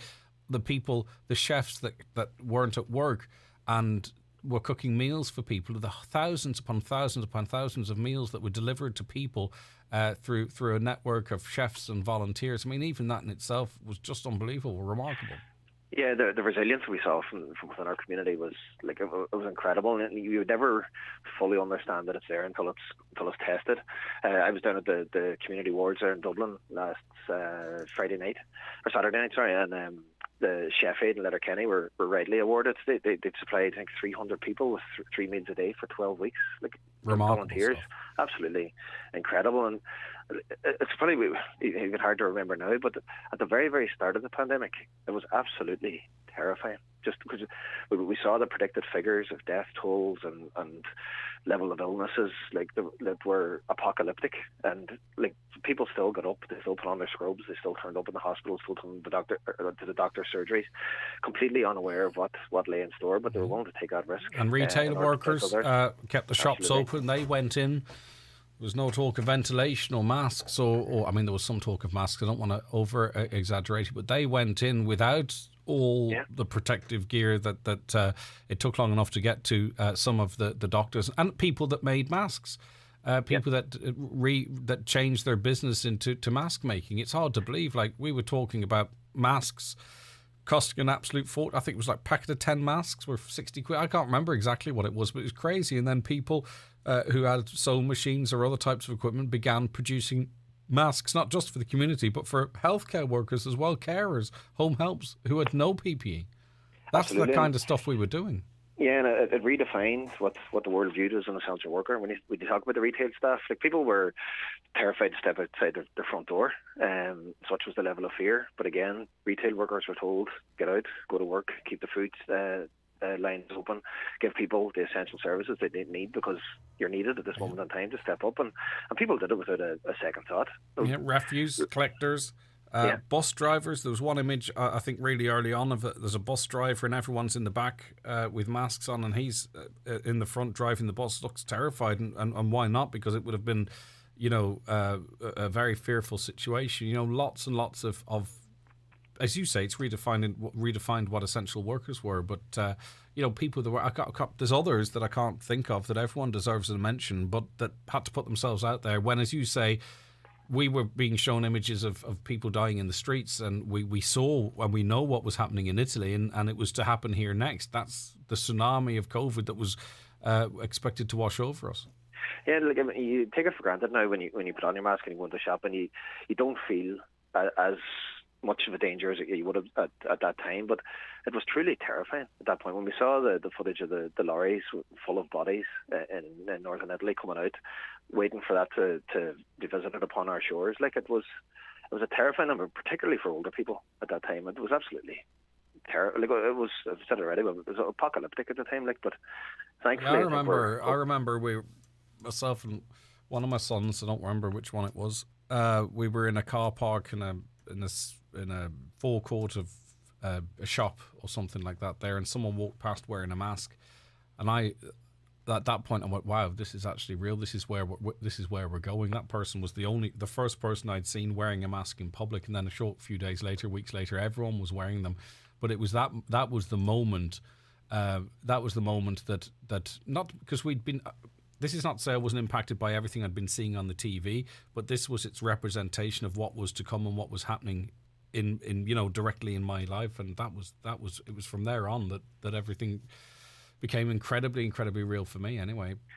Yeah, when we look back on it, it's something so surreal that we all all went through the unknown that lay ahead of us, how things would change utterly forever. Like, so I do think it is important that we come together and reflect upon that. And I say, even as we have this conversation now, more and more incidents will come forward in your memory. But as you go through the photos, that everybody will submit their own personal story. It'll give us time to just look back on such a seismic event that changed the world, changed all our lives forever. And we think about it. Yeah, for sure, Jack. You can submit your photographs and a brief description of your story. And I think the more impact you can have with the fewer words, the better.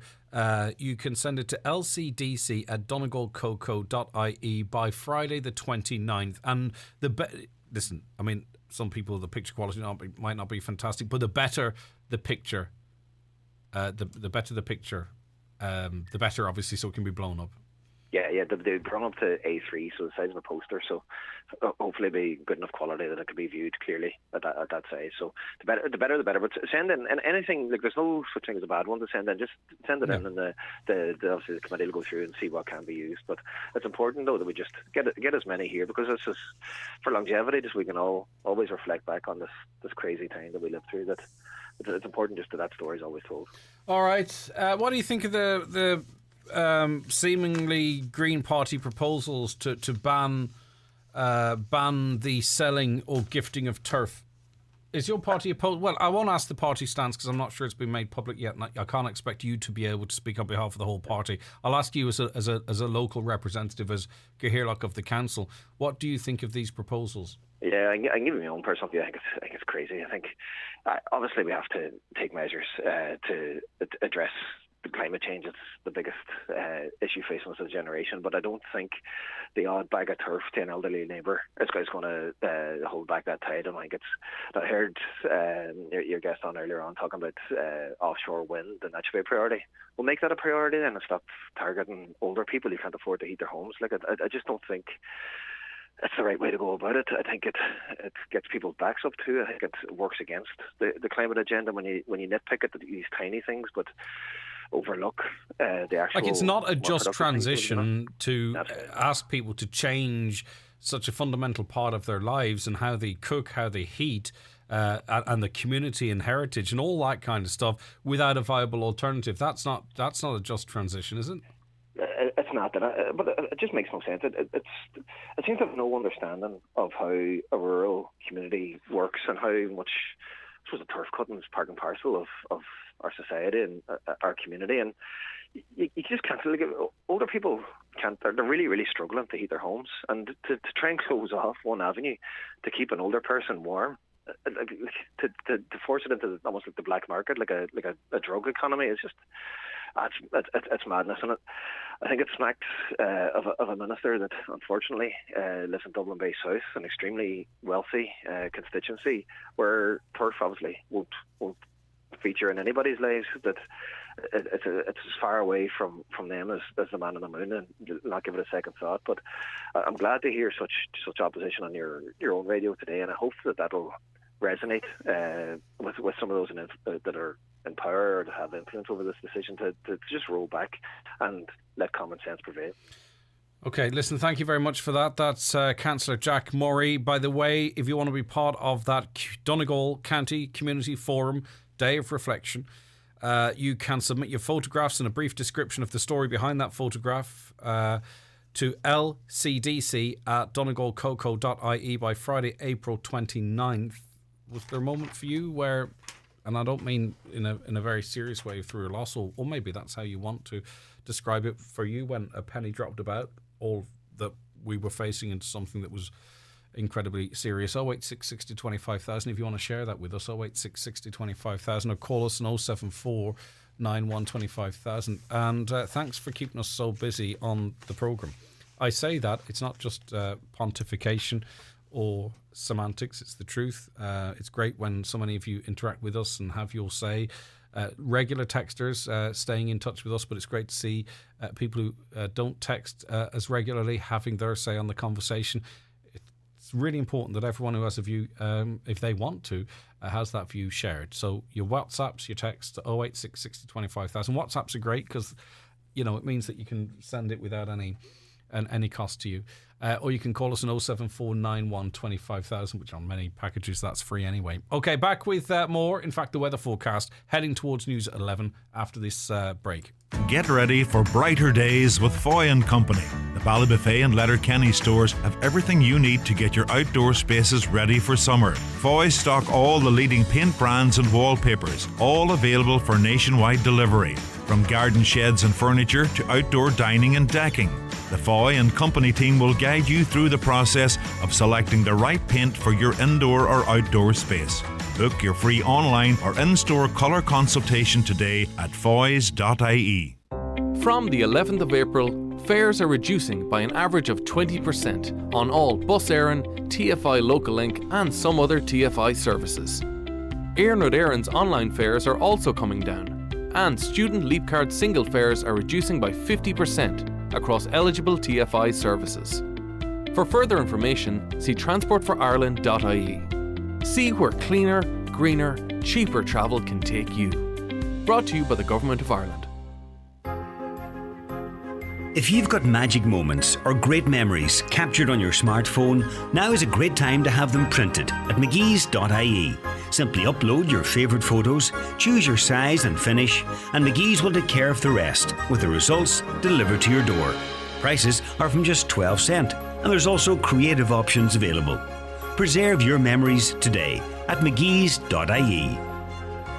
Grab a cracking Easter deal at Screwfix. Save €20 on the Titan 140-bar high-pressure washer, now just $79.99. And save 10% on a 19-piece Harris Trade roller and brush set, now only $28.95. Order at screwfix.ie for click and collect or shop in over 20 stores. Hurry, must end 18th of April. Screwfix, the choice of champions. While stocks last, prices valid until at least 4 p.m. on 18th of April. Visit screwfix.ie for T's and C's, delivery charges and restrictions.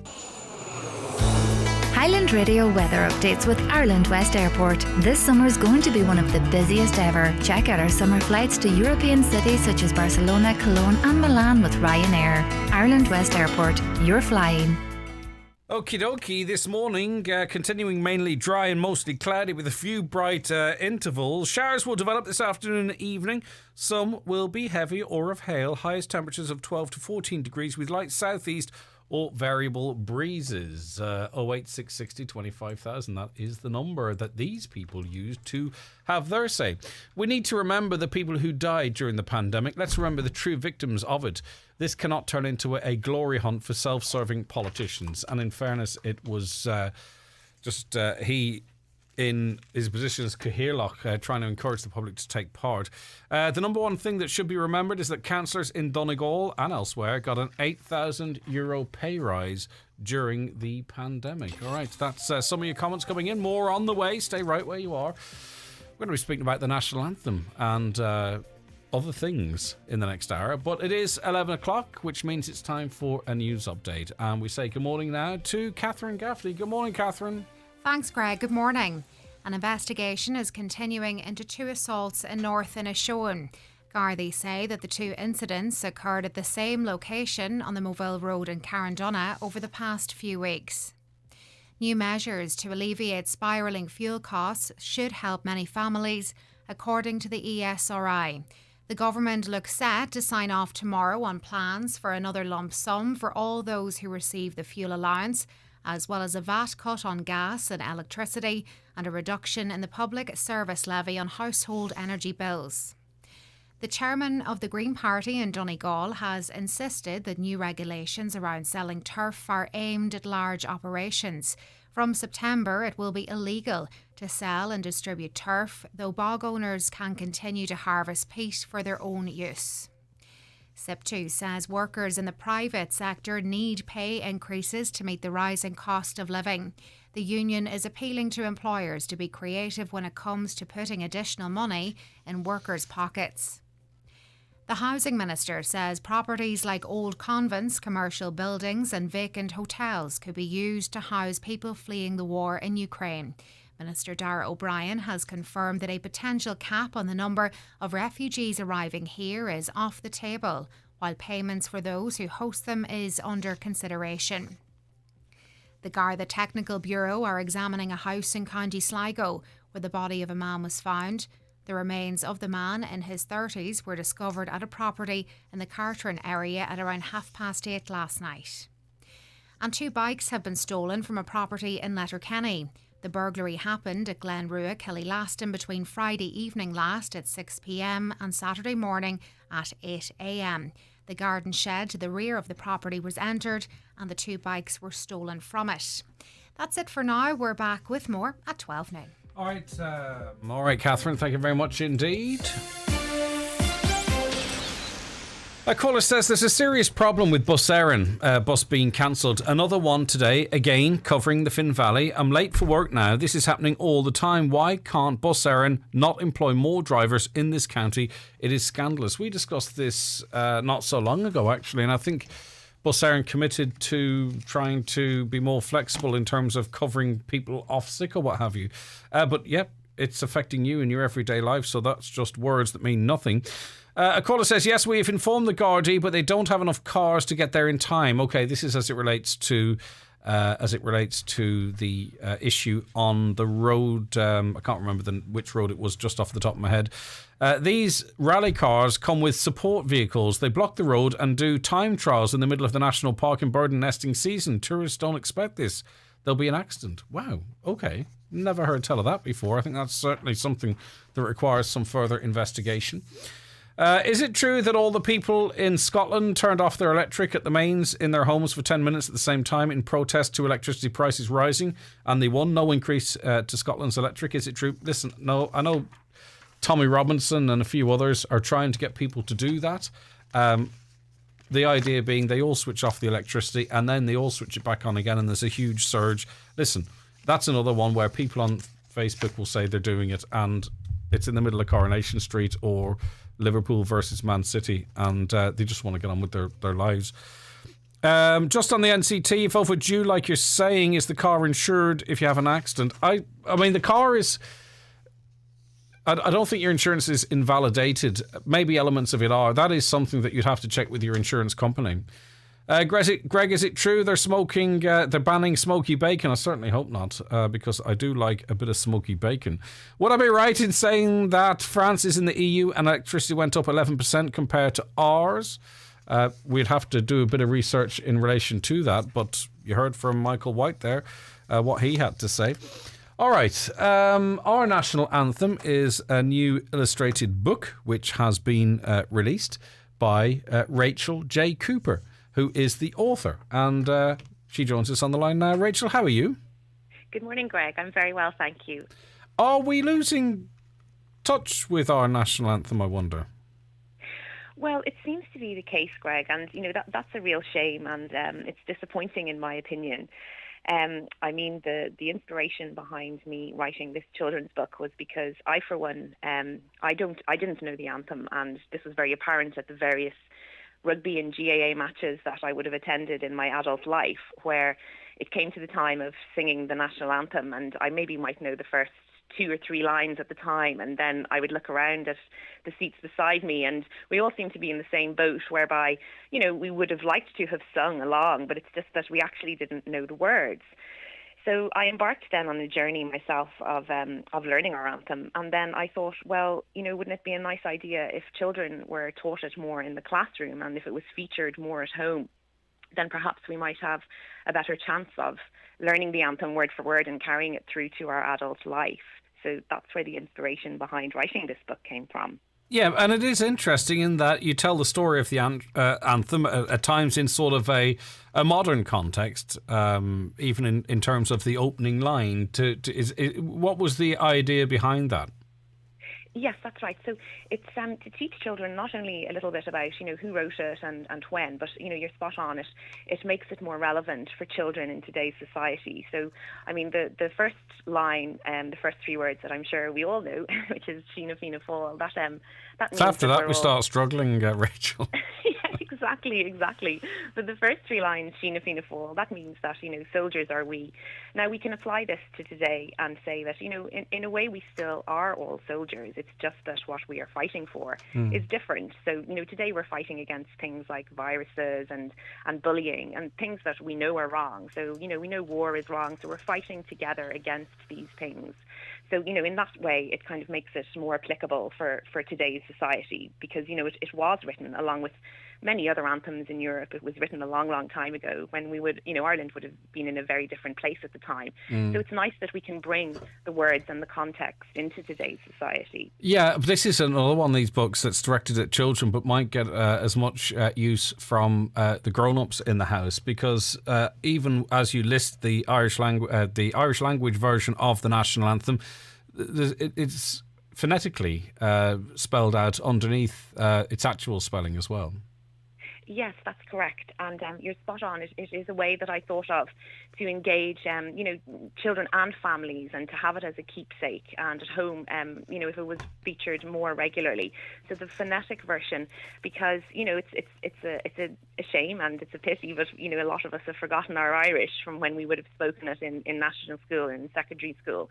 So the phonetic way gets everybody involved. And I've also provided the English version, and I say the English version, it's not an English version because I actually didn't know, Greg, that our national anthem was actually written in English originally. It was written back in 1909 and 1910 by Padre Carney and Patrick Heaney. So it was originally the soldier's song.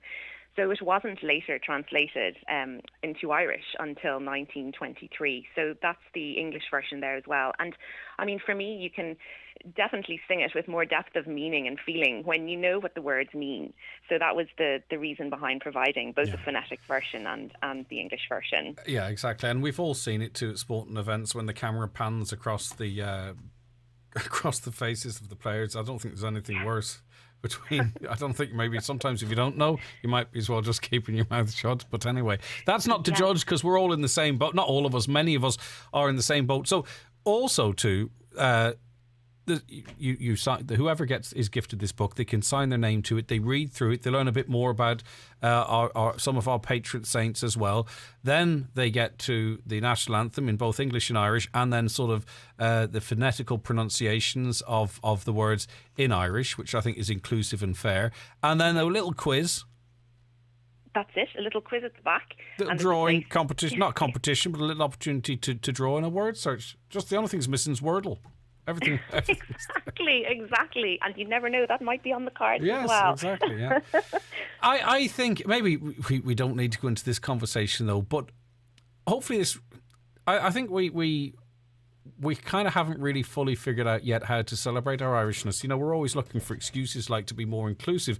And I don't mean in any specific sense, but we changed the national anthem for the rugby, and probably rightly so, because we have to be more inclusive to the 32 counties, and I get that. But you're starting to see people maybe singing that in a bar or someplace rather than our own national anthem, and there's I think sometimes people feel being proud to be Irish is in some way toxic or means you lean one way or other, and we need to find a space where it's not. It's inclusive and anyone can feel Irish and sing the national anthem with us. That's perfectly fine, or be Irish.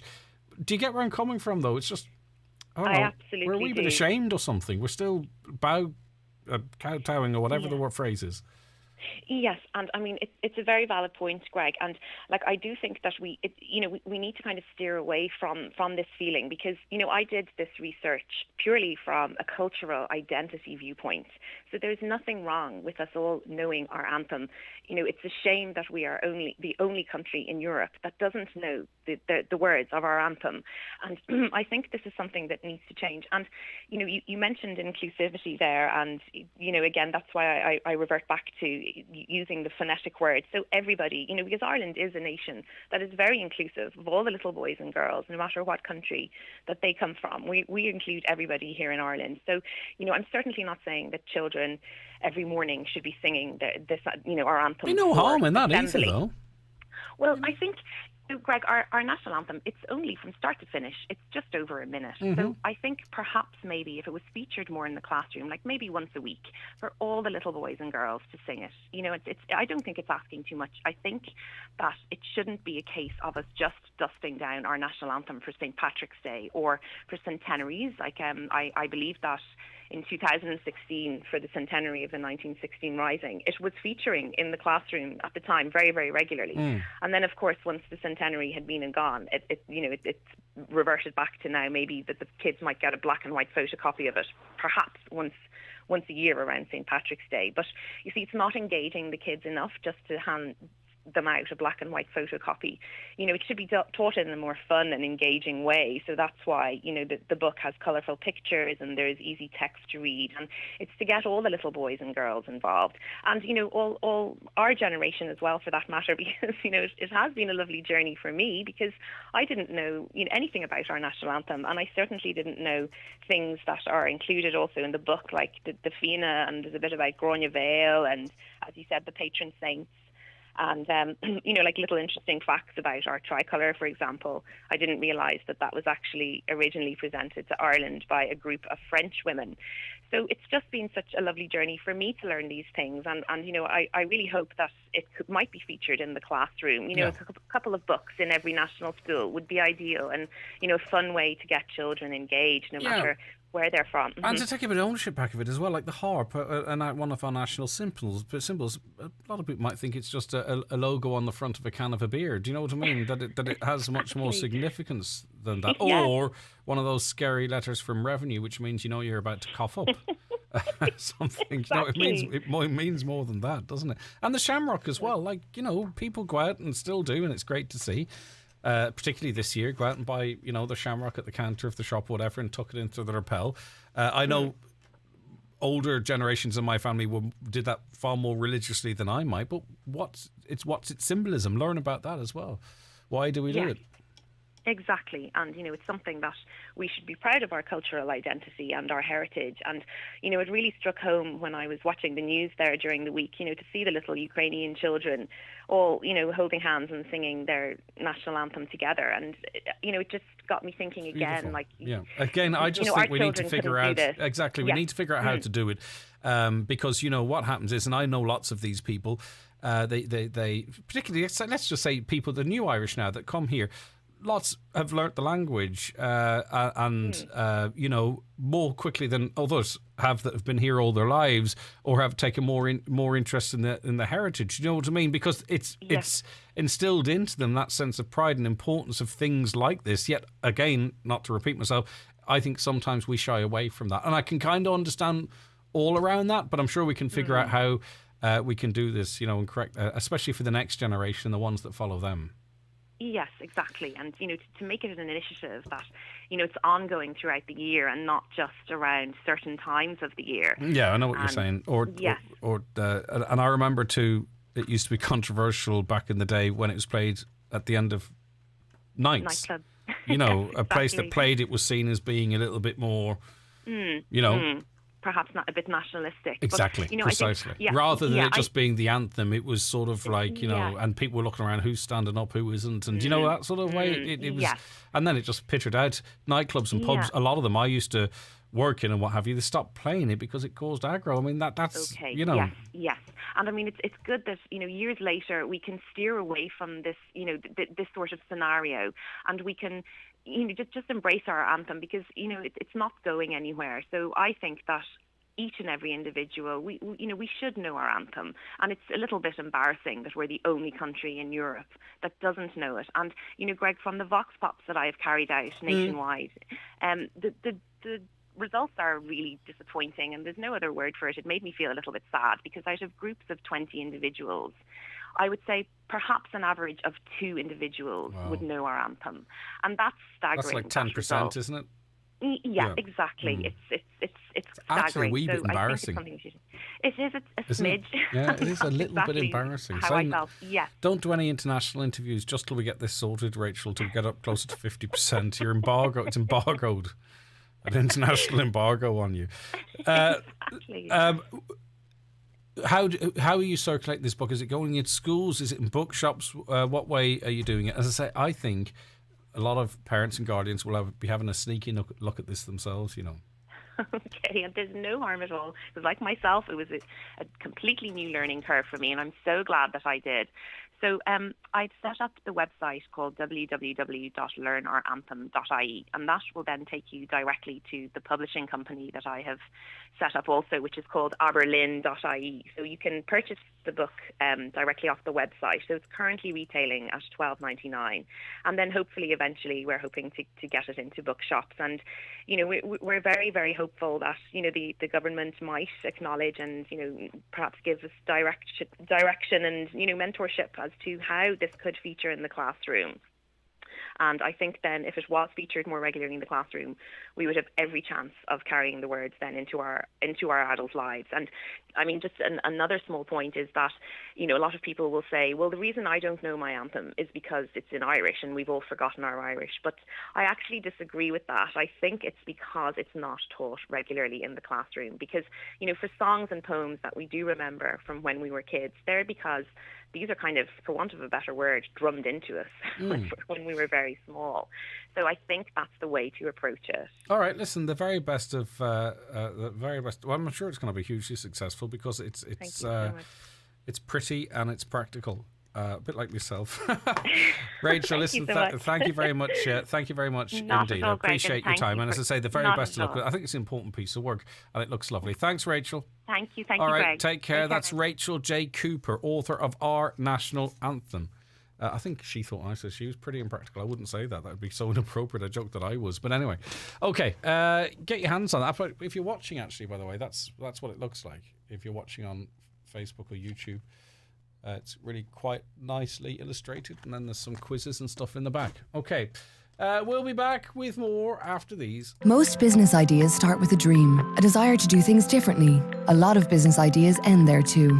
If you have an idea you want to turn into a reality, Enterprise Ireland's New Frontiers programme can help. Together with your local institutes of technology and technological universities, it provides support and funding for early-stage entrepreneurs to help with everything from testing your idea to implementing your business plan. Applications for your region are now open. Visit newfrontiers.ie. Enterprise Ireland's New Frontiers. Turn dreaming into doing. Supported by the Government of Ireland.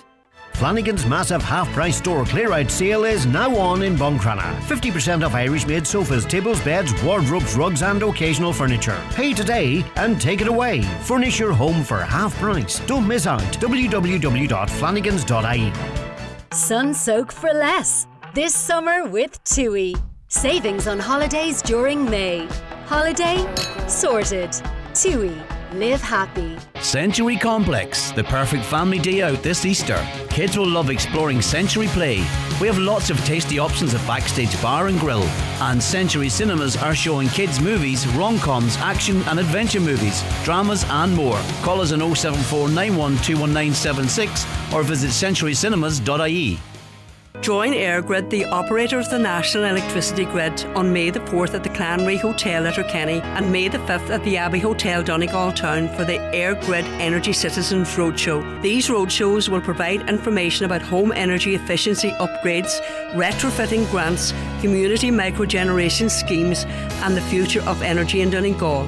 To register for the roadshows, visit airgrid.ie/shaping.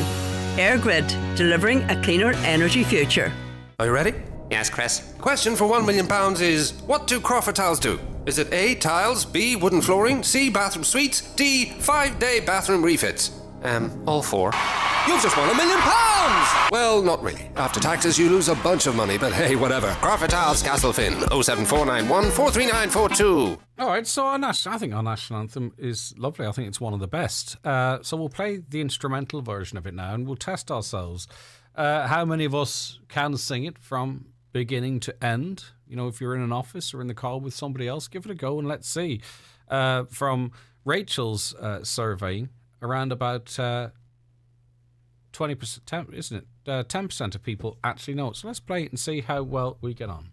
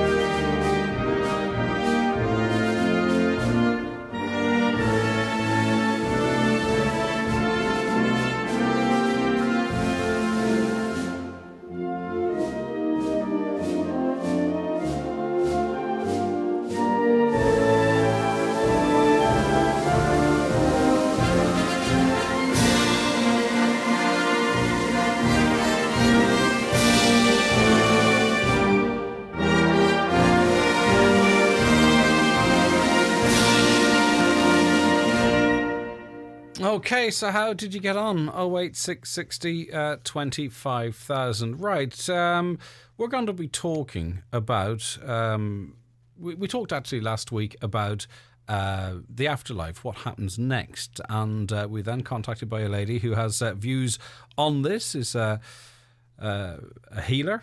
And that is, I believe, handed down. I don't know how precisely how that works. We'll tease that out and find out. But her grandfather was also a healer. Una's going to be joining us to talk about that subject after these. This is your guide to smart glasses. Smart glasses often look like regular glasses, and some of them have built-in cameras. Even if you don't wear smart glasses, it's helpful to know what it looks like when someone who is wearing them is taking a photo or video. The person wearing smart glasses usually has to take an action, such as tapping the capture button to activate the camera. When the smart glasses are recording, you'll see an LED light on the frame. So now you know a bit more about smart glasses. A message from Meta and Essilor Luxottica. Journey's End by the late best-selling author Colm Keane is out now. In it he reveals how death is not an end, but a new beginning. Journey's End, Colm Keane's last book on the subject of death and dying, in bookshops now. The Villa Rose Hotel, Ballybuffet and Anchorage Gidor present the Dublin City Ramblers Easter Weekend, April 16th and 17th. The Villa Rose will also host Mac Fleetwood, the ultimate Fleetwood Mac tribute band, on April 23rd. All tickets €20 each. Telephone or see hotel websites for full details. Since she got her free hearing aids with her PRSI at Specsavers, Roisin is a changed woman.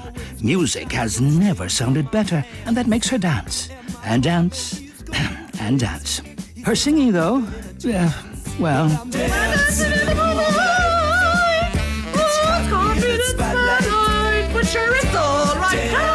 Free hearing aids with PRSI at Specsavers. Music to your ears. Find out more online. Terms and conditions apply.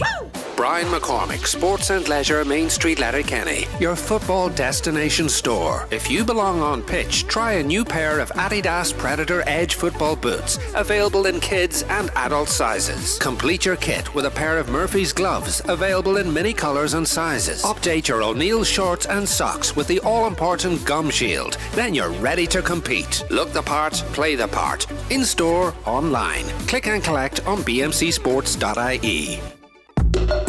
For all those who like being together. Let's go to the beach, everyone. And leave no one behind. Should we go get Julie? With 7 modular seats, there's room for everyone in the all-new Dacia Jogger. On the road for just €7 per day. See for yourself at Highland Motors Letterkenny today. Bigger, cooler, Jogger. Terms and conditions apply, subject to lending criteria. Payments drawn monthly, see dacia.ie.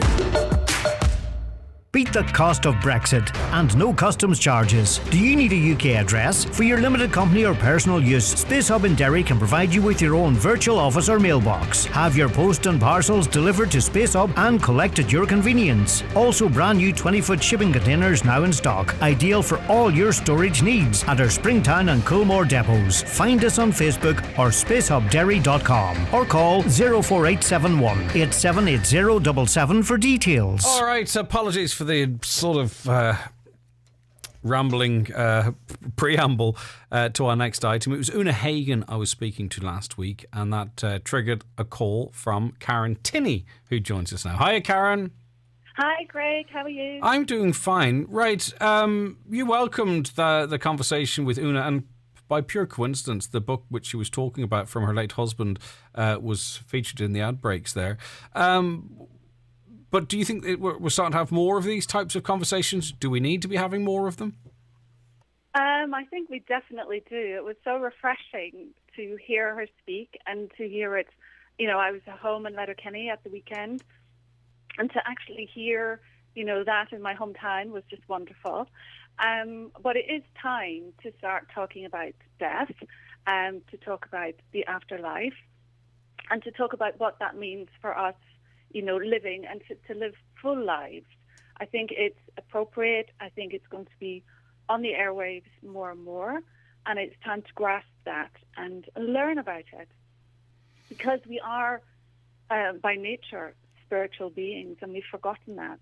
So there's an emphasis that it's time to remember that and to remember what that means, and that will enhance and heal our lives and those of the lives of those around us. Yeah, but I think a lot of people are open to it. You know, I hear all the time people talk of signs that they believe are from loved ones that have passed on, and they believe it, you know, with all their heart.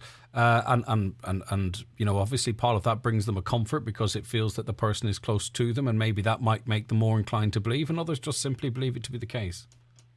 Yeah, for sure. And often what happens, because I work in mediumship as well, where I'm able to connect with those who have passed and bring through messages, what happens is there will be sent signs, there will be sort of a reaffirming that they are alive, that they are around, and that there possibly someone is looking for that sign or looking for that reassurance. And they do kind of send little symbols, signs, songs, lots of different messages, and often sometimes I'm put in the way because I'm the one who can connect the two, and then that will sort of alleviate any suffering or pain that they're going through, some of which is necessary because grief has that as part of it. It's all part of the human experience, but also it just helps them let go a little more and release this person, because they too have another journey which is continuing, and it's important that they are free to do that as well. Yeah. Well, Karen, though, you could be an incredibly caring person who wants to bring comfort to those who have lost a loved one. You could be, you know, skilled in mentalism or whatever it might be, because we have seen people that have feigned this in the past and still be going around doing what could be seen as good work. So how do we sort of separate out those who have this gift naturally and genuine from those who either do it to maybe to try and bring comfort to people, well-intentioned, or those that do it to exploit people? Because I think going back hundreds of years, there are those that have used, you know, tricks and techniques to give the impression they're speaking to people who've passed on when in fact they aren't. Absolutely, great question. It is about getting to know the person who's going to be doing the work. It is not enough now just to show up and sort of deliver messages or do that sort of psychic reading. Mediumship tends to be, from myself, and I can only really speak from my point of view because certain people may do it differently. But it is very much a trust exercise. It is very much I lay out how it's going to be for the person. They decide if it's a fit for them. The information I will bring through is the information that comes to me. I'm not looking at someone to read them. So in that aspect, you can sense when something is off and something is true. And that's it kind of points to relying on intuition as well, and that gut feeling and that hunch of who you go to. And often, I don't go out seeking. Obviously, I share that I do the work, but I don't go out seeking. And people tend to be put in my direction. People be recommended to me. And so if you've done an authentic job with someone and, the experience was a helpful one and a safe one, it's important that this work is done in a safe environment. If you actually, a couple of sort of the questions they're backing up in my head. I'll ask you first. I mean, obviously, there's negative news, presumably, or information. Do you filter that? Do you give a person everything that's coming through to you? Because I'm not sure if you're sort of connecting with someone who's passed, and you say things to validate that it's them, or do you feel that you can, predict what might happen? Do you get information in that regard? And I'll ask that question first. Like, can you tell people what lies before them? No, that's not really what I do. Okay. Right. Well, then I'll just jump on to the next question, if that's okay. From your interactions with those who've passed on, where are they? So I don't really ask them where they are. They come through from spirit. So there are different realms, different subtle realms that as soon as you pass over, you move to these different realms, and there's different stages and dimensions, etc. So there are many places that they can come from. And just when you're a witness to this, they appear in front of me. So I will see them and I will explain what I'm seeing and explain what I'm receiving. So I might get words, I might get pictures, I might get senses like tastes or smells, and I will get some sort of message.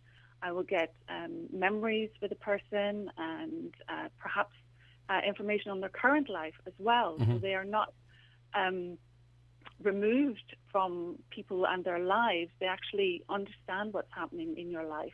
They know if there's been a new baby. They know all these different things. So there's just a way of conveying that and tuning in. And often the message might be some form of encouragement or an understanding of a difficult period in someone's life. But will a bitter, narcissistic spirit come through? And if they wish to continue to, say, for instance, make the life of the living person a misery, will they attempt to do that through you, or is it only the good ones that might? Generally, when you're working professionally, you will set up protocols and set up sacred space, so you can only bring in beings who are of the light. Some might say that is.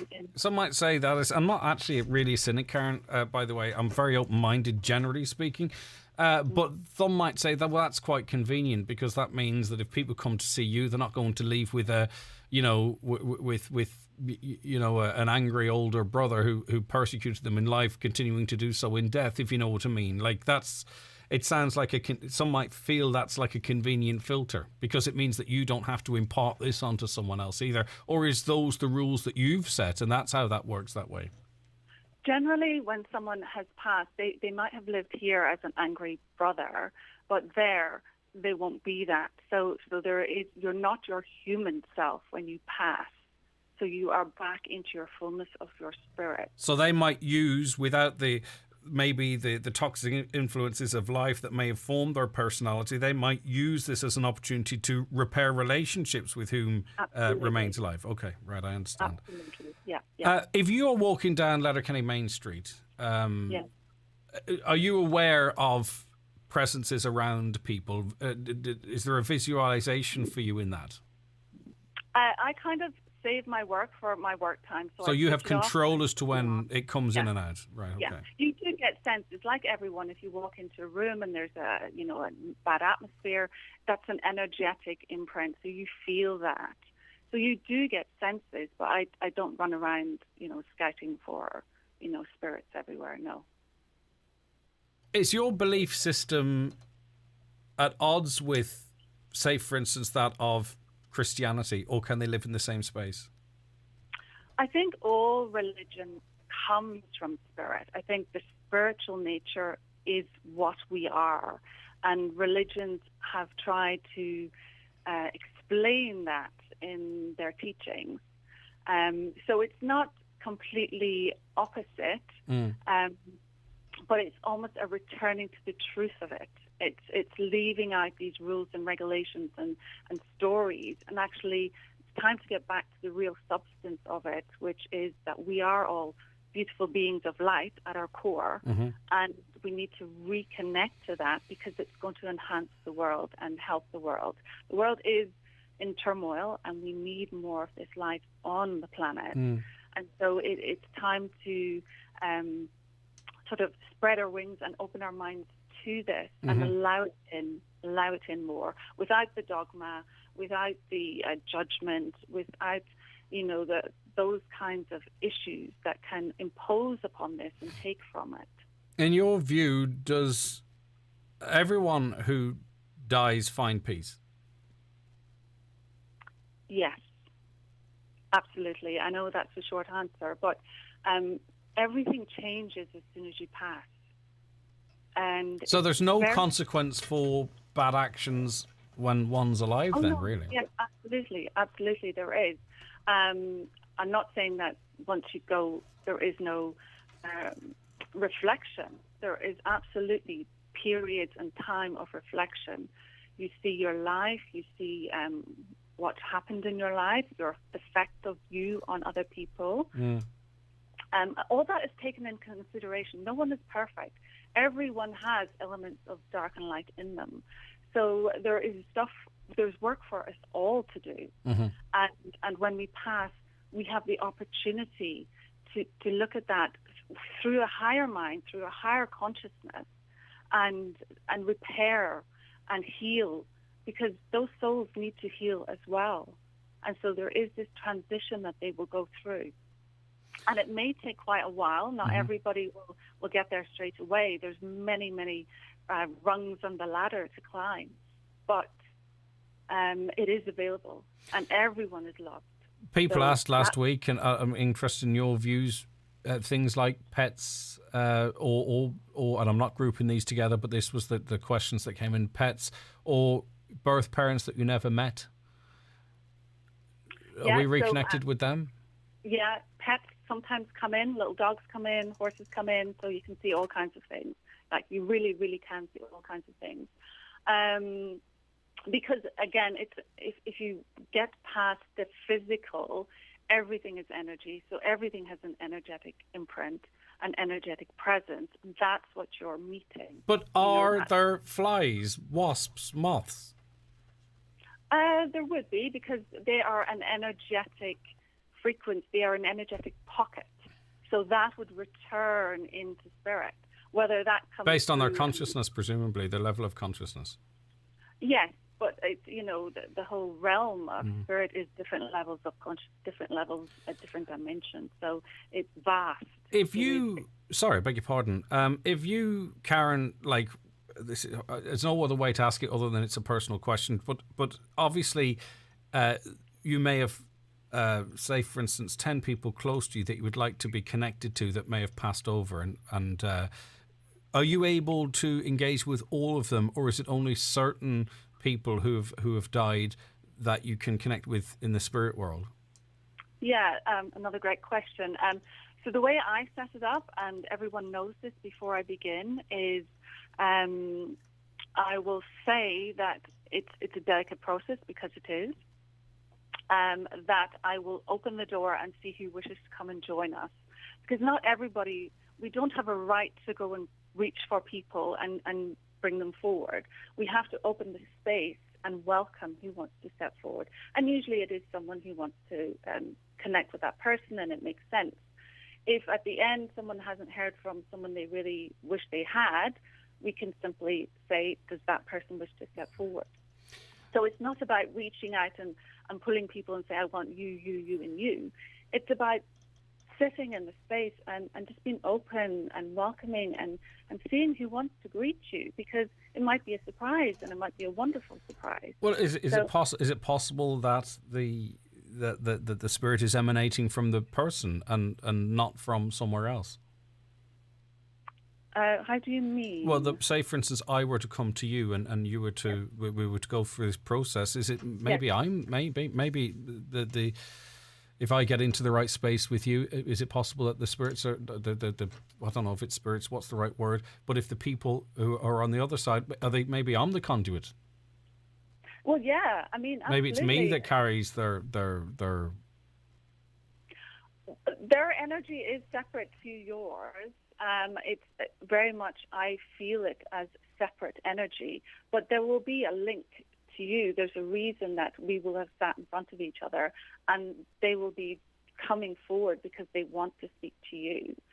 But they are very much separate to you. So it's not like it's part of your energy that we're tapping into. It is a separate energy. And generally there's quite a room full. Now, so you're sitting here and many people join. Yeah. And obviously what we're exposed to is the fact that people want bits of information to prove that this is true. Do you go down that route? Do you even those most open to it want some validation, presumably? Is that a route you, that in other words, that the spirit tells you something only the person with you would know, or is that not the angle you go down? It is. That's what mediumship is. It's proof of life after death. So the person who greets me, I often don't know anything about the people who come to me. So the person who is in spirit, who presents themselves, has to present themselves in a way that I can transfer the information, and I can talk to them about how tall they are, what colour their hair is, what they're wearing, what their job was, how they passed, perhaps an age. You know, they give me different things to prove who they are. They may also give me situations, scenarios, past events to prove who they are.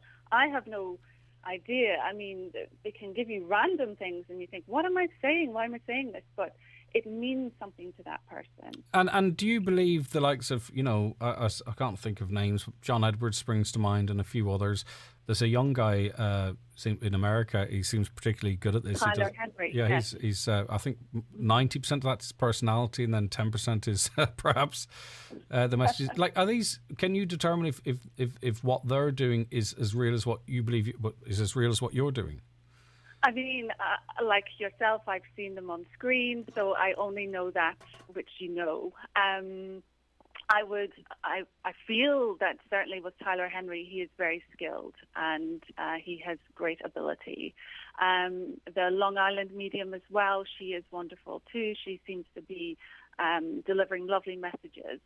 I try and get more information, I think, because of the way I work. I just build this relationship. We have this open space. We see what happens. And people know that they come, and if it doesn't work, that's fine. It didn't work. But generally, most of the time, it works. And it's just a beautiful experience to bring people together, and it transforms people's lives. And you know, if they come to me, well, it's the great question. I mean, it is the great question. What next? What happens to our, loved ones? I don't think anyone's immune from wanting an answer to that question. They can be cynical about the answer, but everyone maybe wants to know. As a child, I'm not sure if your grandfather, who was also a healer, if he was there to guide you in this, but presumably, you know, you had to learn methods and control. Was there periods of your youth, or did this come on later in life, whereby you thought, you know, you were hearing voices in your head or ghosts in the room, or was there... Yeah, well, I certainly had a notion of it when I was a child. I thought I was a healer, but my grandfather, it would have been passed to him, and it would have been expected that he would pass it on, but he didn't officially pass it on to me. So there was no real, you know, definitive, yes, you're a healer, but I had a sense. And then through various different roads that I went down throughout my life, you know, I went to study complementary therapies. We did a lot of healing in that. I've studied Tai Chi for a very long time, and that is very much about tuning into subtle energies. It is very much about being the conduit between the heaven and the earth. I went on to do the healing, and then through the healing, I was seeing people and I didn't know what to do with that. So I went off and did a lot of training with a medium to help me understand what was happening and how to do it. So I've spent a lot of time developing this. So I have a skill, I have a sense, I have this subtle sensitivity. So even when working with people in America, long distance, I am able to tap into them. So that has built over time. And, you know, that is my grounding. But yes, it's taken quite a while to get to this point. Absolutely. I suppose it brings a whole new meaning to reading the room from your perspective. Right, Karen, listen, it's been a very interesting conversation. Thank you. It's not for everyone. And some people might even think that, you know, it's, you know, in terms of religion, we're not supposed to believe anything else other than what we're told. And some might feel that we're into a bad space there. But look, unless we talk about these things, we don't learn anything at all. Karen Tinney, you have a website.co.uk if people want more information. And we appreciate your time this morning. Oh, thank you so much, Greg. It's been a pleasure. Thank you. I'm not asking, but I don't want any information, but did you get any sense from me while we were talking? I wasn't tuned in that way. I keep it very separate. So. Yeah. I don't want to know. I don't think. I'm not in that space yet. But just in case, my hair was going to grow back or something. Anyway, listen, I'm not being facetious. I appreciate your time, Karen. Take care of yourself. Thank you. Okay, thanks very much indeed. What do you think? 086 60 25,000. As I say, I do understand and respect the fact that some people who are particularly religious might find a conversation like that goes against their beliefs, but we all have different feelings and views, and we can listen to different things. Shutting things out doesn't necessarily achieve anything. In fact, we know what it achieves. We can listen to all different points of views and what have you. All right, let's take a break. I'm delighted nothing was coming through. I would hate to, I don't know. It's not that I don't believe it. It's not that I do believe it, but I don't know how I would handle info, if that makes sense. But I think lots of us who've lost people, you kind of do see your own signs, or you hope that they're signs, or maybe you believe that they are. You know yourself. It's all individual. It's all personal. Let's call out his name. Mike Denver in concert with guests Philomena Begley, Ray Lynham and Brendan Shine at the Millennium Forum, Derry on Saturday, April 23rd. Tickets at the theatre box office. That's Mike Denver in concert at the Millennium Forum with Philomena Begley, Ray Lynham and Brendan Shine on Saturday, April 23rd. For confirmation and First Communion, see the great selection of suits, casual wear and footwear at Watson Menswear, Letterkenny. Top brands, including 1880 Club, Lyle & Scott, Farah and Diesel. Also Tommy Bow footwear, and all at great prices. Whatever the fit, whatever the style, confirmation and First Communions are covered. For less, at Watson Menswear. Open 7 days a week on Main Street, Letterkenny, and at watsonmenswear.com. Also, great end of sale bargains still available. Michael Murphy Sports and Leisure has everything you need for getting fit in 2022. From training gear to resistance bands, skipping ropes, weights and foam rollers, we have all the essentials to see you through every step of your fitness journey, from training to recovery. Shop our range of gym wear, equipment and accessories at michaelmurphysports.ie. The Easter Sunday Drumbow commemoration in Donegal will take place on Sunday, April the 17th. Assemble from 3 p.m. at Johnson Corner in Stranorlar. Main speaker is John Finucane MP and will be chaired by Melissa McHugh. Begilin. Break free from the same old, same old. Join a community where people can grow and be at their best. Join ZincWorks and develop software for the biggest companies in the world, working with 5G and financial services. We value learning. We want you to be a better engineer every day you work with us. We value teamwork. We want you to learn from your peers and help your peers learn. We are now hiring across our offices in Athlone and Letterkenny. See zincworks.com/careers. John Edwards and Sons Ramelton have been growing and packing potatoes for 40 years. To celebrate, watch out for special offers in shops throughout the county this week. For a real taste of Donegal, try John Edwards and Sons potatoes. 40 years of growing. The countdown is now on. Where would you go if you won the €10,000 holiday and €5,000 spending money? I know exactly where to go. I go to Boston to see my aunt. I go on a Mediterranean cruise and the 5,000 would come in handy for spending money. If I won the super prize, I would take my 3 boys to Disney World and Universal Studios in Florida, and we'd also get to meet my brother over there. The lucky winner will be announced on Thursday the 14th of April on the 9 till noon show. Buy your ticket today at highlandradio.com. Hop on down to Letterkenny Shopping Centre for everything you need for Easter this April. Easter is a very special family holiday, so stock up on all the goodies you need to relax, enjoy and make memories with friends and family. With top fashion brands, free parking and with over 35 stores to choose from, Letterkenny Shopping Centre has it all this Easter. For more, see letterkennysc.com. HPV cervical screening is free to all women aged 25 to 65. It's the best way to reduce your risk of developing cervical cancer in the future. Women over 50 are less likely to attend screening, but you're still at risk, so it's important to attend your appointment when you're invited. To check you're on the register, visit hse.ie/cervical check or free phone 1-800 45 45 55 from the HSE. The cost of living? Oh. The rate of fuel? Oh. The price of 3 broadband? Ooh.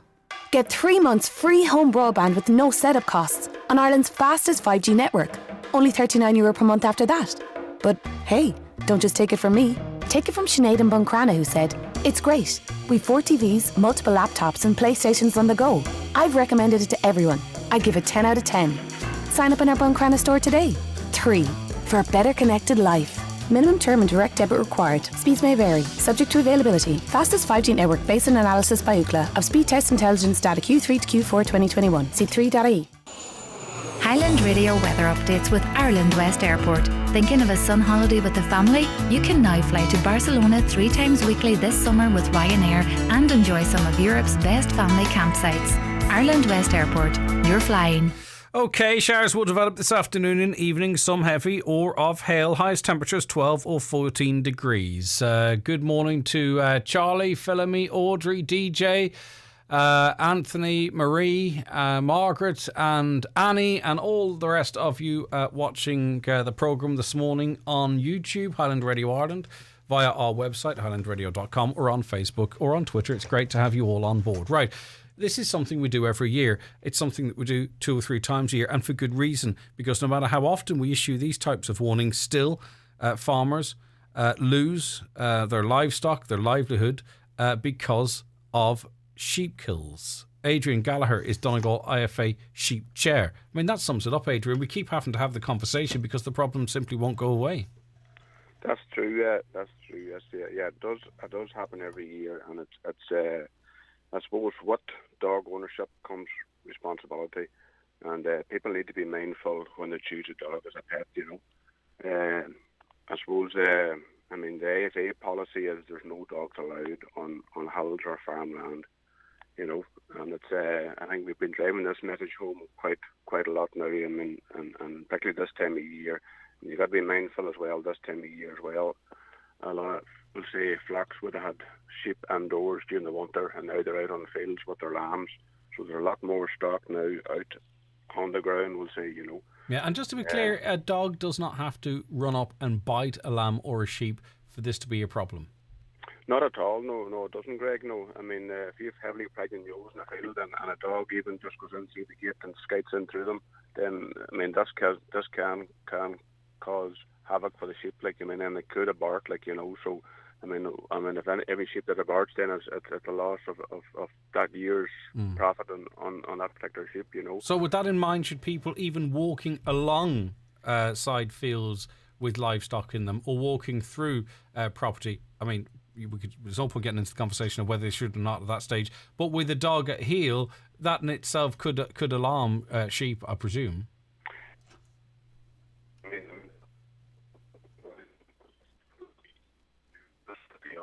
Off, we'll say open ground or even fenced ground like a farmland, then you should be very vigilant and maybe not bring your dog with you. I mean, we've been driving this message home year in, and I mean, people are just not listening, so we've come to the policy now where there's no dogs allowed on farmland, What are the consequences for the dog and its owner if it's found to be on land or worrying sheep?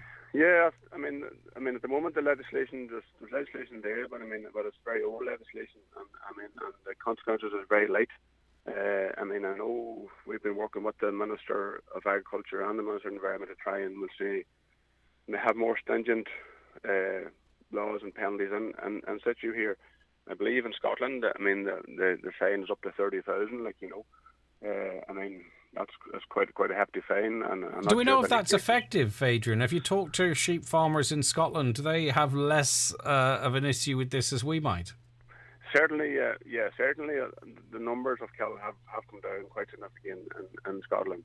I mean, you've got to remember you've big, large areas over there, of wilderness, but no, effectively when they increase the penalty, that the numbers have come down, and people tend to heed more to it, and even signage too.